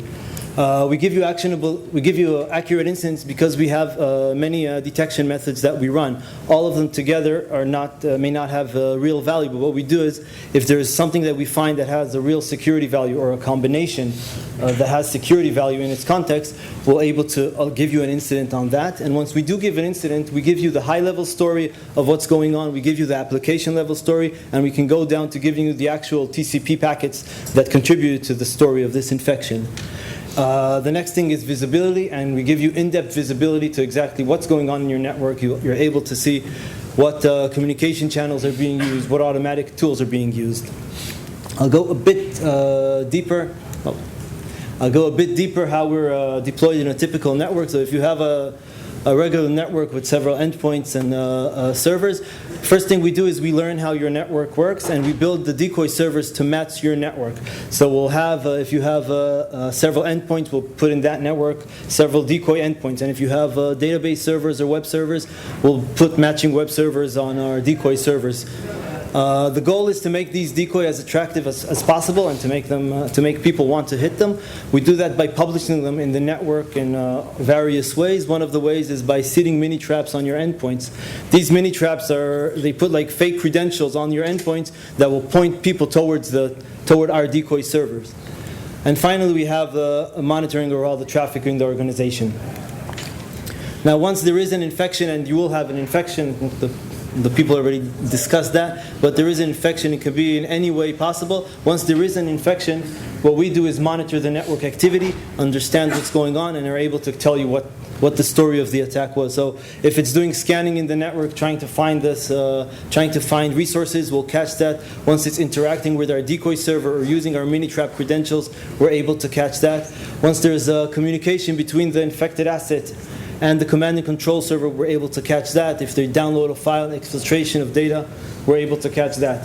Because we operate and we have several different detection methods that run on each of the malware phases, we don't rely on signatures. We're not tuned to a specific malware behavior, and we're able to catch any malicious activity that's going on in the network. A few words about how we deploy in a typical network. Don't have that much time, so very few words. We don't disrupt your network. A typical installation comes around 1 or 2 hours the first day, where we just do some basic network configuration. The next day we come in for some tuning and training, show the system. That takes another couple of hours. And then from that point on, the system only reports on incidents, new incidents, and things that are interesting. It takes, from some of our customers, around 15 to 20 minutes every other day to monitor the activity and to see what's new and to detect interesting activities. 90 to 95% of our installations were able to show value after a few days. Value is either by catching real malwares in the network that they had no idea existed, or by catching other malicious network activity or other inappropriate network activity that's going on and does give the value to the CISO. So 15 seconds, and that's it. Wow. Thank you so much. Thank you so much. Our next speaker. And our next speaker, we have after this speaker 2 more startups, and that's that, and 1 investor. And our next speaker is Ziv Gadot. Probably whenever you say your name is Ziv Gadot, people ask you, Am I related? Yeah, are you related? Yes. Well, we will not. Are you related? I'm afraid not. You're not related. Okay, so Glilot, you have a very, your company has a very unique name, right? What's the name of your company? Red Button. The Red Button. That doesn't sound like a good thing in the role of cybersecurity, but I'm sure you're going to do Red Button in the blue phone. Well, okay, we're going to do that. Best of luck. We have 5 minutes. We're going to start now. Okay. Hi, my name is Ziv Gadot, as mentioned. I'm the CEO of Red Button, and I promise to leave 1 minute to speak about Red Button, but for 4 minutes I will speak about emergency response. Okay, so for organizations, they sometimes have normal security events, severe security events, and every now and then they have very severe security events in which they need to respond in a very fast and timely manner. And sometimes they realize, usually right from the beginning, that this security event is behind their own reach, that they are not unable to solve this security event with their own people or with their own tools in that time frame. Maybe just to give 2 examples. So one example is when they have a security breach, and then the management requires to fully understand and confine the problem in a very short time frame. Most organizations are unable to do so by themselves. Another example, on the other side maybe, DDoS is hitting their website or any other service, and the website or service is down, and they need to solve it within few minutes or very shortly. So in this event, what they do is they approach their appropriate vendor or service provider, and they request for immediate help. In some organizations, then they meet the escalation support tier, and they escalate from tier 1 engineer to tier 2, tier 3, until they finally reach an expert that solves their problem.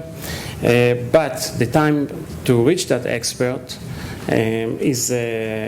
could be very long, and there is a business impact spent in between, when it was clear right from the beginning that they needed to approach that expert immediately.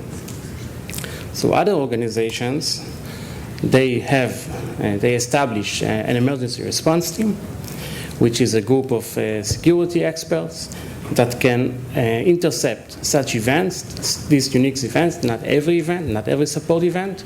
They can intercept it very quickly, respond directly, remove all the buffers in between. Of course, it has to be a 24/7 service, and with that, they can solve the problem for the customer within the desired, or at least the minimal possible time frame. What are the advantages of having such a service? So maybe I can first of all tell you from an emotional point of view, when you are able to interact with the customer who is now under a lot of pressure and comes to you and requesting help, if you are able to solve the customer problem very quickly and to get acknowledgement from the customer, this is a very rewarding moment in the life of a security person. There is some kind of a wow effect when you're doing that for the customer. For some reason, we tend to appreciate more the help you get from people than the help we get from technology. This is the situation. But what's maybe more important is that this can have a great business impact to your activity. And this is what I want you to think about.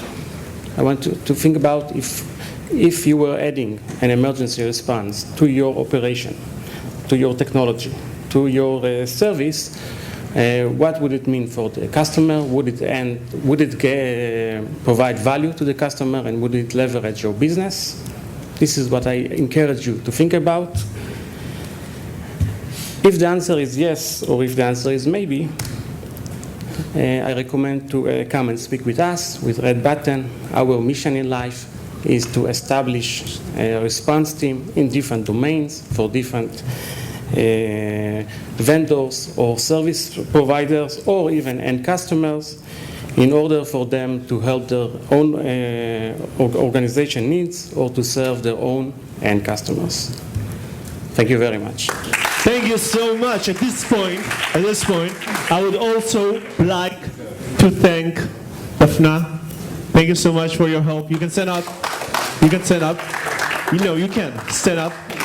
She's very embarrassed. Big applause for Daphna. Thank you so much. So we're going to have our last investor for today that will share with us his thoughts and point of views. So Yoav, Leitersdorf, yeah? Yeah, sure. Has been a successful entrepreneur and an investor for the past 2 decades, even more. I don't know. I don't want to make the same mistake again. Many years, like, wow, how many years? Whoa. And he's the managing partner of YL Ventures. Yoav, thank you so much for coming here and sharing your thoughts. This is not for you. You have 10 minutes. Use them wisely. Yeah, I'll actually try to be a bit briefer than that because it's late in the day. So those of you who don't know us, YL Ventures, I didn't have a better name 7 years ago when I started this firm, and now it's kind of stuck, so I can't change it anymore. But we're a seed stage focused VC. I'm based in San Francisco. I've got a partner in New Jersey and a partner here in Israel that probably most of you know called Opus. We never invested in consumer. We started immediately with enterprise. Our first investment was a company called Clicktail, which I'm sure a lot of you know. And then our first fund was invested in 6 companies that were all enterprise companies, 2 of which were security. So other names that you might have heard of, like BlazeMeter and Secular. And now we're investing out of our second fund, which started a bit over a year ago, and already has 3 companies in it, and all 3 companies are security. So what's happening to us, which is what happened to a lot of the industry, is kind of a morphing into the security focus. And since you're here at this conference, you know exactly why that's an attractive sector to be investing in. As a matter of fact, we have 3 companies that are part of this program this afternoon, so you can tell how focused we are on security. So I wanted to just talk about a couple of things that have to do specifically with raising a seed round, being a security entrepreneur, and raising your seed round, and what are some of the things you should be thinking of. And some of these things are obvious, and I will be brief. But I think that when you're raising a seed round, you should really go for a seed-focused VC, because I think there's a lot of heavy lifting in the first year or 2 of a security startup. And I think that you need to line up with a VC who's really going to care about you. A lot of the VCs that are bigger, I think, that do A rounds and B rounds, sometimes have bigger priorities than the small seed companies. And so I think it's kind of wise, and there are a lot of seed-focused VCs, and I think it's wise to line up with those. But more importantly, you really have to get along with your VC, and somebody said that earlier. You really have to like the specific person that's going to sit on your board, the specific partner. You can't divorce the VC. You can divorce a wife. You can even divorce a co-founder. You can't divorce the VC. The only way to get rid of a VC is for one of you to sell the shares in the company, and that's very hard in an illiquid market. So really pick the specific partner that you're going to be working with very, very wisely. Now, in terms of meeting seed stage VCs and getting into that meeting, what I would highly recommend is that first you do your research. There are lots and lots and lots of investors, and you really should think about who are the most appropriate ones for you. Investors are not one size fits all. We're kind of different than say commercial banks that are quite similar. We're all different, or at least we'd like to think we are. And it'd be good to know who you're going to want to talk to. And then definitely get an intro, especially in Israel. I mean, people can get an intro anywhere. Don't just cold call, but try to find the closest relationship, somebody that the VC is really going to care about, and ask for an introduction. And then somebody also mentioned this earlier as well. The U.S. market is so much more important than the local market for customer development. I think you should really pick an investor that has a lot of that access in the U.S., understands the U.S. market, and in terms of security, has access to CISOs, right? So the investors that are that are well connected into the chief information security officer community. And then one other thing that I strongly believe in is capital efficiency, and that it starts with the way you plan your business, the way that you build your budget, and then how you present that to the VC, and then how you execute. I think that raising too much money too early, and even worse, spending too much money too early, is really a big mistake. You should stay capital efficient at least until you reach product market fit, which means don't overspend on things like sales and marketing before you know what it is you're supposed to be selling. Companies go through pivots or minor pivots or just changes in strategy, changes in product, and you really don't want to step on the gas until you know what it is you're doing. So I'm a big fan of that. That's pretty much it for me. Amazing. Thank you so much. Thank you. Very good tips for entrepreneur. We're about 8 minutes away from the surprise we have for you. So we have 2 more startups. That's 8 minutes away from the surprise. So we have now Ronen Yoshua. Are you Ronen Yoshua? Yes. Do you know who I am? Yeah, okay. So you have 5 minutes. I didn't tell you. My name is Manny Barzilai.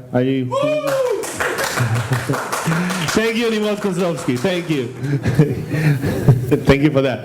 And I work with the ICLC at the Tel Aviv University. Yeah, the ICLC. Yeah. Woo. Yeah. Okay, are you ready? Yes, thank you very much. 5 minutes. Okay. And we're starting now. Okay, so good afternoon, everyone. My name is Ronen Yoshua, CEO of Morphisec. At Morphisec, we are focusing on solving a very difficult problem, which we call advanced targeted prevention or advanced threat attacks. If you look at the attack surface today, behind those most sophisticated attacks that we heard about, Target and all those scary things, most of them, if not all of them, are based on what we call remote code injection. It's a method where a hacker is exploiting vulnerabilities in operating system and application in order to inject a code into a running process, and then from that point, where he's unseen and has all the privileges, he can do whatever he wants. So we are there to prevent the first attempt to enter the organization through those attacks. If you look at the existing solutions today, most of them, if not all of them, are we can divide them to 3 types. One is signatures, which are not relevant anymore to zero-day attacks, behavioral, which are trying to cope with this problem, and statistical. All of them are, at the end, based on prior knowledge of how an attack looks like, signatures, what are the steps that the attacker is trying to do, and thus they find it very difficult to cope with unknown attacks. Some of them are active only post the attack, and all of them are static. They do not change. So at the end, the attacker have a way to get hold of those systems, learn how they work, and bypass them. So we are coming from a totally different direction how to solve this problem, and the philosophy behind what we do is as follows. An attacker, when he starts an attack, he knows the target in advance. He knows that we will meet certain operating system, certain application. So he plans the attack exploiting known and unknown vulnerabilities in order to penetrate and then operate the code. Even after it's been detected after several months or a year, they use polymorphism in order to keep evading for security systems, signatures, and patches. So what we do, we take a totally different direction, and where instead of chasing after the attackers, trying to understand what are the steps they are doing, figure out whether they are an attack or not an attack, trying to understand if they are trying to evade us or not. What we do is that we are using polymorphism in order to hide the target from the attacker. So now the attacker has to chase us instead that we will have to chase him. And the way that we do that is as follows. We are looking at a process when it's being launched into the memory space, and the loader creates a memory structure for that process. At that time, we build a new one, a morphed one, a one that is unknown to anyone. At that point, we connect the code, the Adobe Reader, the Word Reader, the web browsing process to that structure, and from that point, start working. Now, and from that point, if a malicious code will be injected into the system, it will assume that he resides in a normal one. He's not aware of that morphing stage that we did. And in order to perform his malicious act, he will approach the normal original structure, and then we'll catch him. So it means that we build a system that any code that approaches that area, to the original one, is malicious by default. It means that we don't have any rules, we don't have any heuristics, we don't have false positives. And the beauty of it is that we do this morphing process differently for each process and process in a random way. So it means that even if a hacker had a way to understand what we do and try to bypass it, it will fail again and again because each time the system will look differently. We also provide very rich information when we catch the attack, where the organization can have all the information about how the attack started. So the key benefits for customers that we work with are for the following. First, we are future-proof. We can really block zero-day attacks. Second, we do that at real time. And at that time, we provide very rich forensic information, which you cannot find it at later stages when you're trying to investigate the attack. Third, we are very simple to operate. It's a very simple process that we add to the endpoint, whether it's an endpoint or server, and we are active only at load time, and we are not active at runtime. We do not consume any CPU like any other product like antiviruses or behavioral. And we don't have any databases to update constantly. So it's a very simple system to operate. And the fourth point, which is the most important one, we are actually implementing what we call a moving target defense. It means that we constantly change how we look like in front of the hacker. So it means that you have a very difficult time to catch us. So that's it. That's what we do. We are now with an active system, doing better with customers, and we'll be happy to work with you.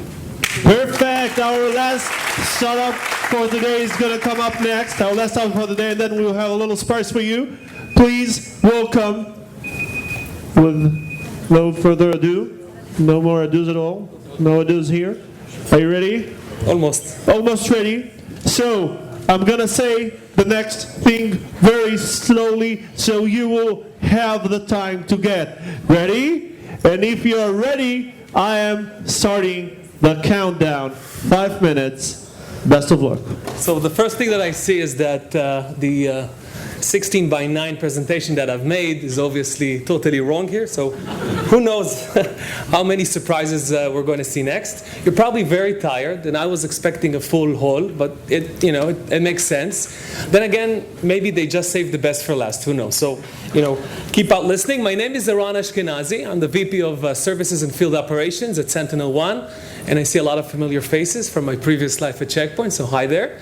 We're SentinelOne, next generation endpoint protection platform, and I'm here to talk a little bit about, what's really is going to be next. And everybody knows about the state of security. Billions of threats out there, staggering toll of cybercrime, and the end result is that, either you're going to be targeted, maybe you already have been targeted, you just don't know. But that's not really the point. The point is, why is malware so successful? What are we missing here? I mean, everybody comes with our great technologies, and still they're hitting our organizations. Actually, the problem is not the malware evolution as it is the evasion techniques evolutions. Those wrappers and packers and obfuscators, all those methods that hackers are using today to basically go around the static solutions, hashes, sandboxes, anomaly detectors, etc., etc.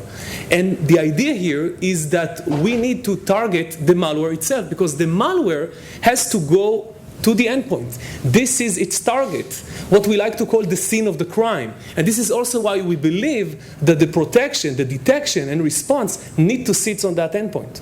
Now, we provide an endpoint solution, which is an agent-based that sits on your endpoint that correlates all the information at real time. It's an autonomous agent. It correlates everything and basically provides you with full visibility of what the malware is doing. Now, since the malware has to run on the endpoint, there are no more evasion, which, as we believe, is actually the number one problem that we're facing today.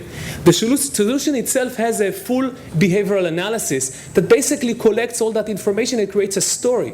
Now, at most cases, the story is, of course, benign, but in some cases, it is actually malicious. And by knowing that story, by knowing where the application started, what it spawned, what kind of files it touches, we have not only a visual forensic, which is human readable, not registers, but actually things that you can understand. We also have the ability to look at that story, take it back, and understand what the malware did, so we can actually revert also the changes that the malware did to the system. So that kind of gives us an ability also to do remediation.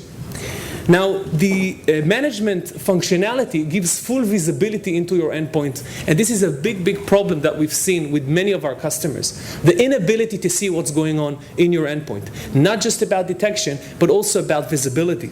And we can actually tap into what's going on, look into the applications that are running, do IOC searches, do any type of forensics which is near real time, basically seeing what's going on your network.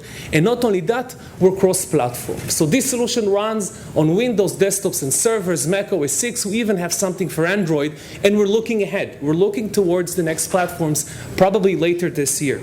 Now, since the solution is autonomous, it actually means that you can be protected when you're on the network, when you're off the network. Heck, you can even be protected when you're offline. It doesn't matter because the solution is always there, and it will continue to do whatever the policy told it to do. Now, when we came up with this, we started seeing so much noise in the market. A lot of competition, obviously, out there. We're not the only one that are betting on the endpoint. So definitely there's something out there. And what we came up with is something we call the 6 pillars of next generation endpoint.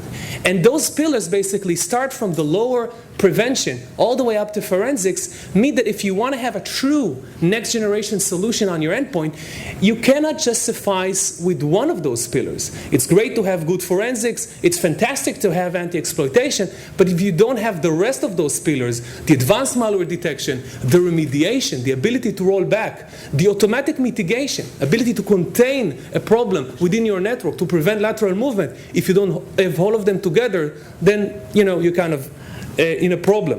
Now, who is SentinelOne? Basically, the company founded 2.5 years ago by these 2 handsome gentlemen. It's not me, actually. In the middle of the slide, Tome Weingarten and Almo Cohen. And to them, a team which is now almost 50 people of experts, cybersecurity for all different companies, including IDF, of course. And then we have about 30-plus customers, raised $14.5 billion. And with our headquarters in Mountain View, California, R&D here in Israel, we're going to take on this market. Thank you. Thank you. Wow. So, first of all, thank you so much, everybody, for sitting here through all of those speeches. It's been like, I know it's hard. I know it's long. It's a lot of going from one topic to another is a very hard thing to do. So I promised a surprise. I would like to call to the stage Liran Tankman, who I hope I'm saying your last name correctly. Liran, you have a wonderful company, a wonderful startup, a wonderful idea. And in a very short time, you created real value. And we want to hear your point of view about things and how, maybe a little bit about your story. Are you ready? You don't have 5 minutes. Actually, can everyone hear me? Yeah? Okay.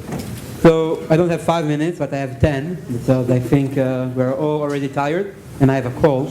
So I have been asked to tell a little bit from the entrepreneur's perspective, a few tips for entrepreneurs, a few advices who are now building their companies, maybe pitching for their first investment. And I wrote myself 5 tips, so I will try to do 2 minutes per tip and try to do it, I hope it will bring some value. So the first thing I want to say is that when I think of how we started SciActive, so there were 2 important events. The first one is I met my wife, and one day I came back home and told her about evolutionary computation, and it's so cool, and at the same time I was complaining about malware evolving and constantly changing, and my wife is a psychologist, she knows nothing about nor malware or evolution, and 2 days later she said, you are not that smart, you didn't think of using evolutionary computation to predict how malware will evolve. So the first advice is to have a very smart wife. The second is to have a great co-founder, so Shlomi Butnaro. The next day I contacted him, thought it was completely impossible, and he immediately knew exactly what would be the way to do it. And we became together great believers of this idea. And in this context, it's, okay, so I have a great wife, a great co-founder, sometimes it's almost the same thing. But surround yourself with good advisors. We constantly surround ourselves with people that basically prevented us from doing stupid things, and that's very important.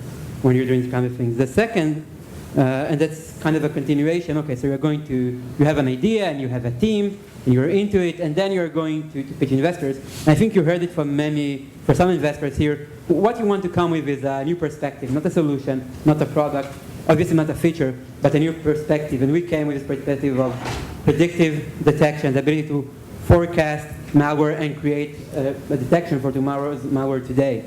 And okay, so you have an idea, you have a partner, and then you are going to raise money. So I think only here we heard about a few maybe approaches to raise funds. Some will tell you raise from angels, the others will tell you raise from funds. And what I want to say is raise enough money, basically 3 times what you think you need, and spend it, because companies don't grow by just being capital efficient, and spending, and do it with investors who can actually help you spend it in a wise way. We had JVP, we also had later Siemens, who were extremely efficient in that. And then, okay, so you have an idea, you have a small team, you have good investors, you have the right funds, and you start spending money and actually building something. We scaled in a year from 2 founders to 20 people. From seed round to acquisition, it was 14 months overall. And then you are growing this company. And what do you need to think in this stage? At least from seed investment to taking it to the next stage. And I think the key here is having the right ecosystem. We don't think enough of where do we operate, how do we do it, how do we set everything in the right way.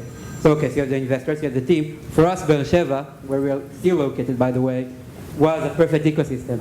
Why? Because we have the university, so we built a partnership with the university.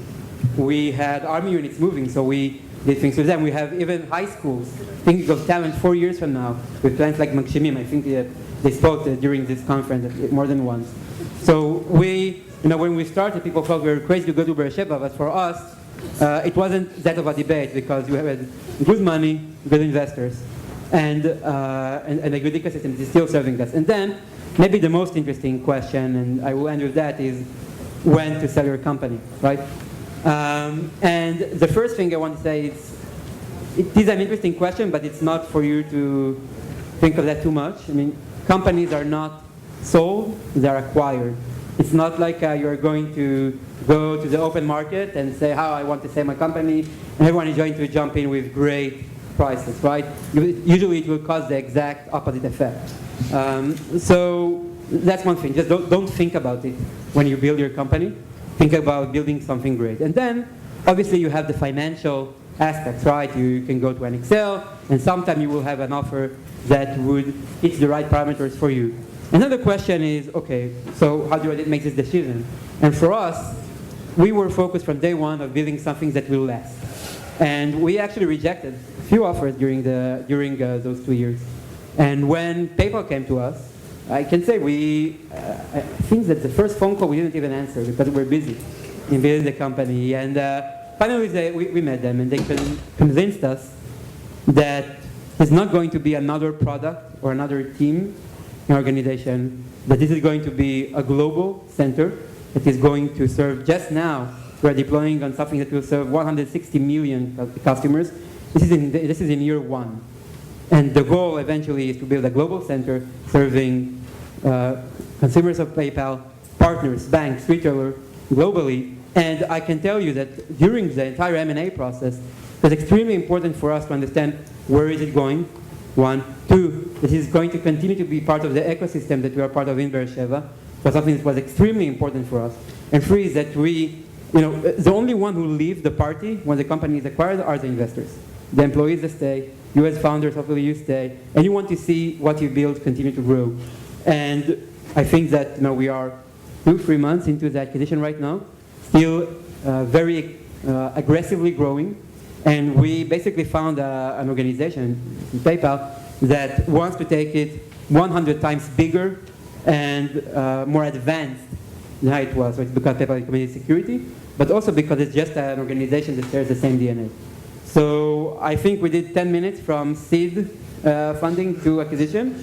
We took 14 months, and I wish all of you investors and entrepreneurs good luck, because this is the most important part.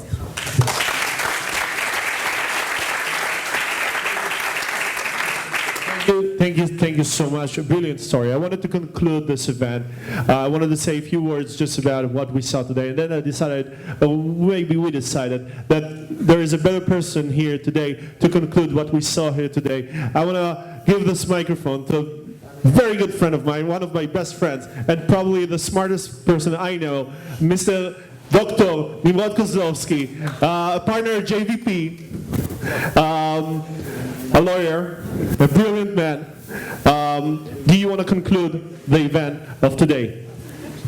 First of all, I have to say that it was a marvelous conference, and I think Professor Ben Israel and Gili, you've done outstanding job. And I think,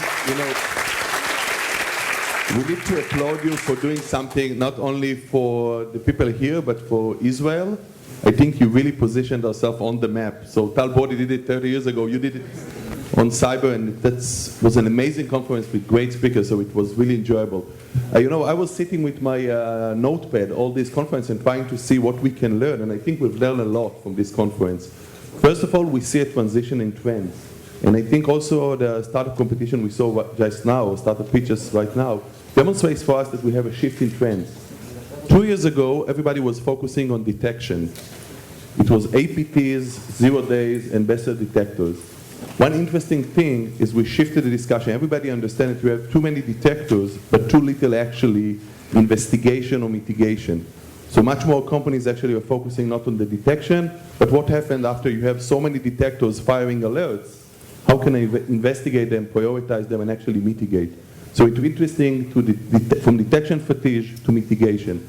Second, if 2 years ago we heard so much about polymorphism, and now actually the attackers are doing mutations, as I think Liran brilliantly put right now, mutations are kind of like this polymorphism on the attacker side. Now it's the conversation polymorphism on the defense side. I've seen several companies here that actually focusing how you do a moving or changing target, either a HTML that rotates or either an operating system that rotates, like Morphisec presented, which is polymorphism on the defense side. Another thing which is very interesting is information sharing. We've been in this business, I think, for 15 years, trying to see information sharing materializes. Never happened. No one really wants to share information. For the first time, I think, in this conference, we saw platforms for information sharing that really make sense. Information sharing by protecting trade secrets, protecting legal aspects that's relevant to information sharing, and makes information sharing at a time which really matters. Another thing really interesting is in conferences before we saw people focusing on different parts of the kill chain, but each company was focusing on one part of the kill chain. For the first time I saw companies that took a holistic approach on the kill chain and trying to understand that unless you understand how the attack vector operates and what is the kill chain, you will not be able to stop it, but just detect the one element of it. For the first time we see a holistic approach on the kill chain. Another very interesting thing, 10 years ago, everybody was focusing on decoy or entrapments. Honeypots was the best description of what researchers thought would work, and it was 10 years of failing to do honeypots. It was too cumbersome, was not operational, and honeypots didn't really operate. For the first time, we see the return of honeypots or entrapments, and much more focusing actually on trying to decoy.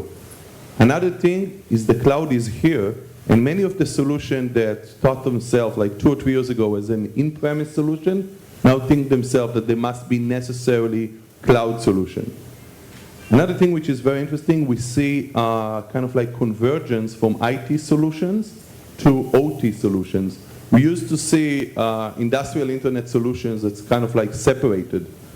These people who understand critical infrastructure or understand industrial plans and develop something which is specific for those protocols. For the first time, we see the convergence that companies that deal with OT actually take some of the wisdom from IT, like DPI solution, agent solutions, and analyzing the OT protocols in a sense that integrates with the SOC and the total understanding of the risk on the critical infrastructure. And another thing, I think that many people actually have kind of like a belief that it's not only about technology, but it's time to understand that many times you would fail, and you need to have some graceful failures or some kind of like incident response. And another thing, it's getting to be about insurance. I've heard so many times in this conference people speaking about insurance. 2 years ago they were speaking about solutions or technology. For the first time they're speaking about insurance. And I think last trend, which is very interesting, after a long time that people just believe that encryption is there and probably it's solving the secured tunnels or the secured communication, they understand that secured tunnels are broken not because of failing encryption, but because of failing implementation. It's either that the keys are not protected or that there can be a man-in-the-middle kind of like attack with breaking the SSL in the middle. For the first time we see kind of like understanding the true innovation in either key management, split keys, the way that you actually manage the secure channel, you can bring a better communication. So I think it was a very interesting conference, and at least for me, you know, JVP Cyber Labs, that some of the companies you saw here, we are proud to say that our portfolio companies, we got a lot of homework to do, seeing that how the industry is changing. And I think for investors, if you keep investing in yesterday's trends, you're probably too late. So we're trying to think, now taking the message from this conference home and trying to see what are tomorrow's problems and how we can smartly pick our next investments. Thank you very much for a great event. Thank you, Dr. Nimrod Kozlovsky. Thank you, Gili. Thank you, Itzik. Thank you, entrepreneurs. Thank you, investors. Thank you, everybody, for coming here and staying up until late. Do we still have the hack talks? Yes. So we have the hack talks now.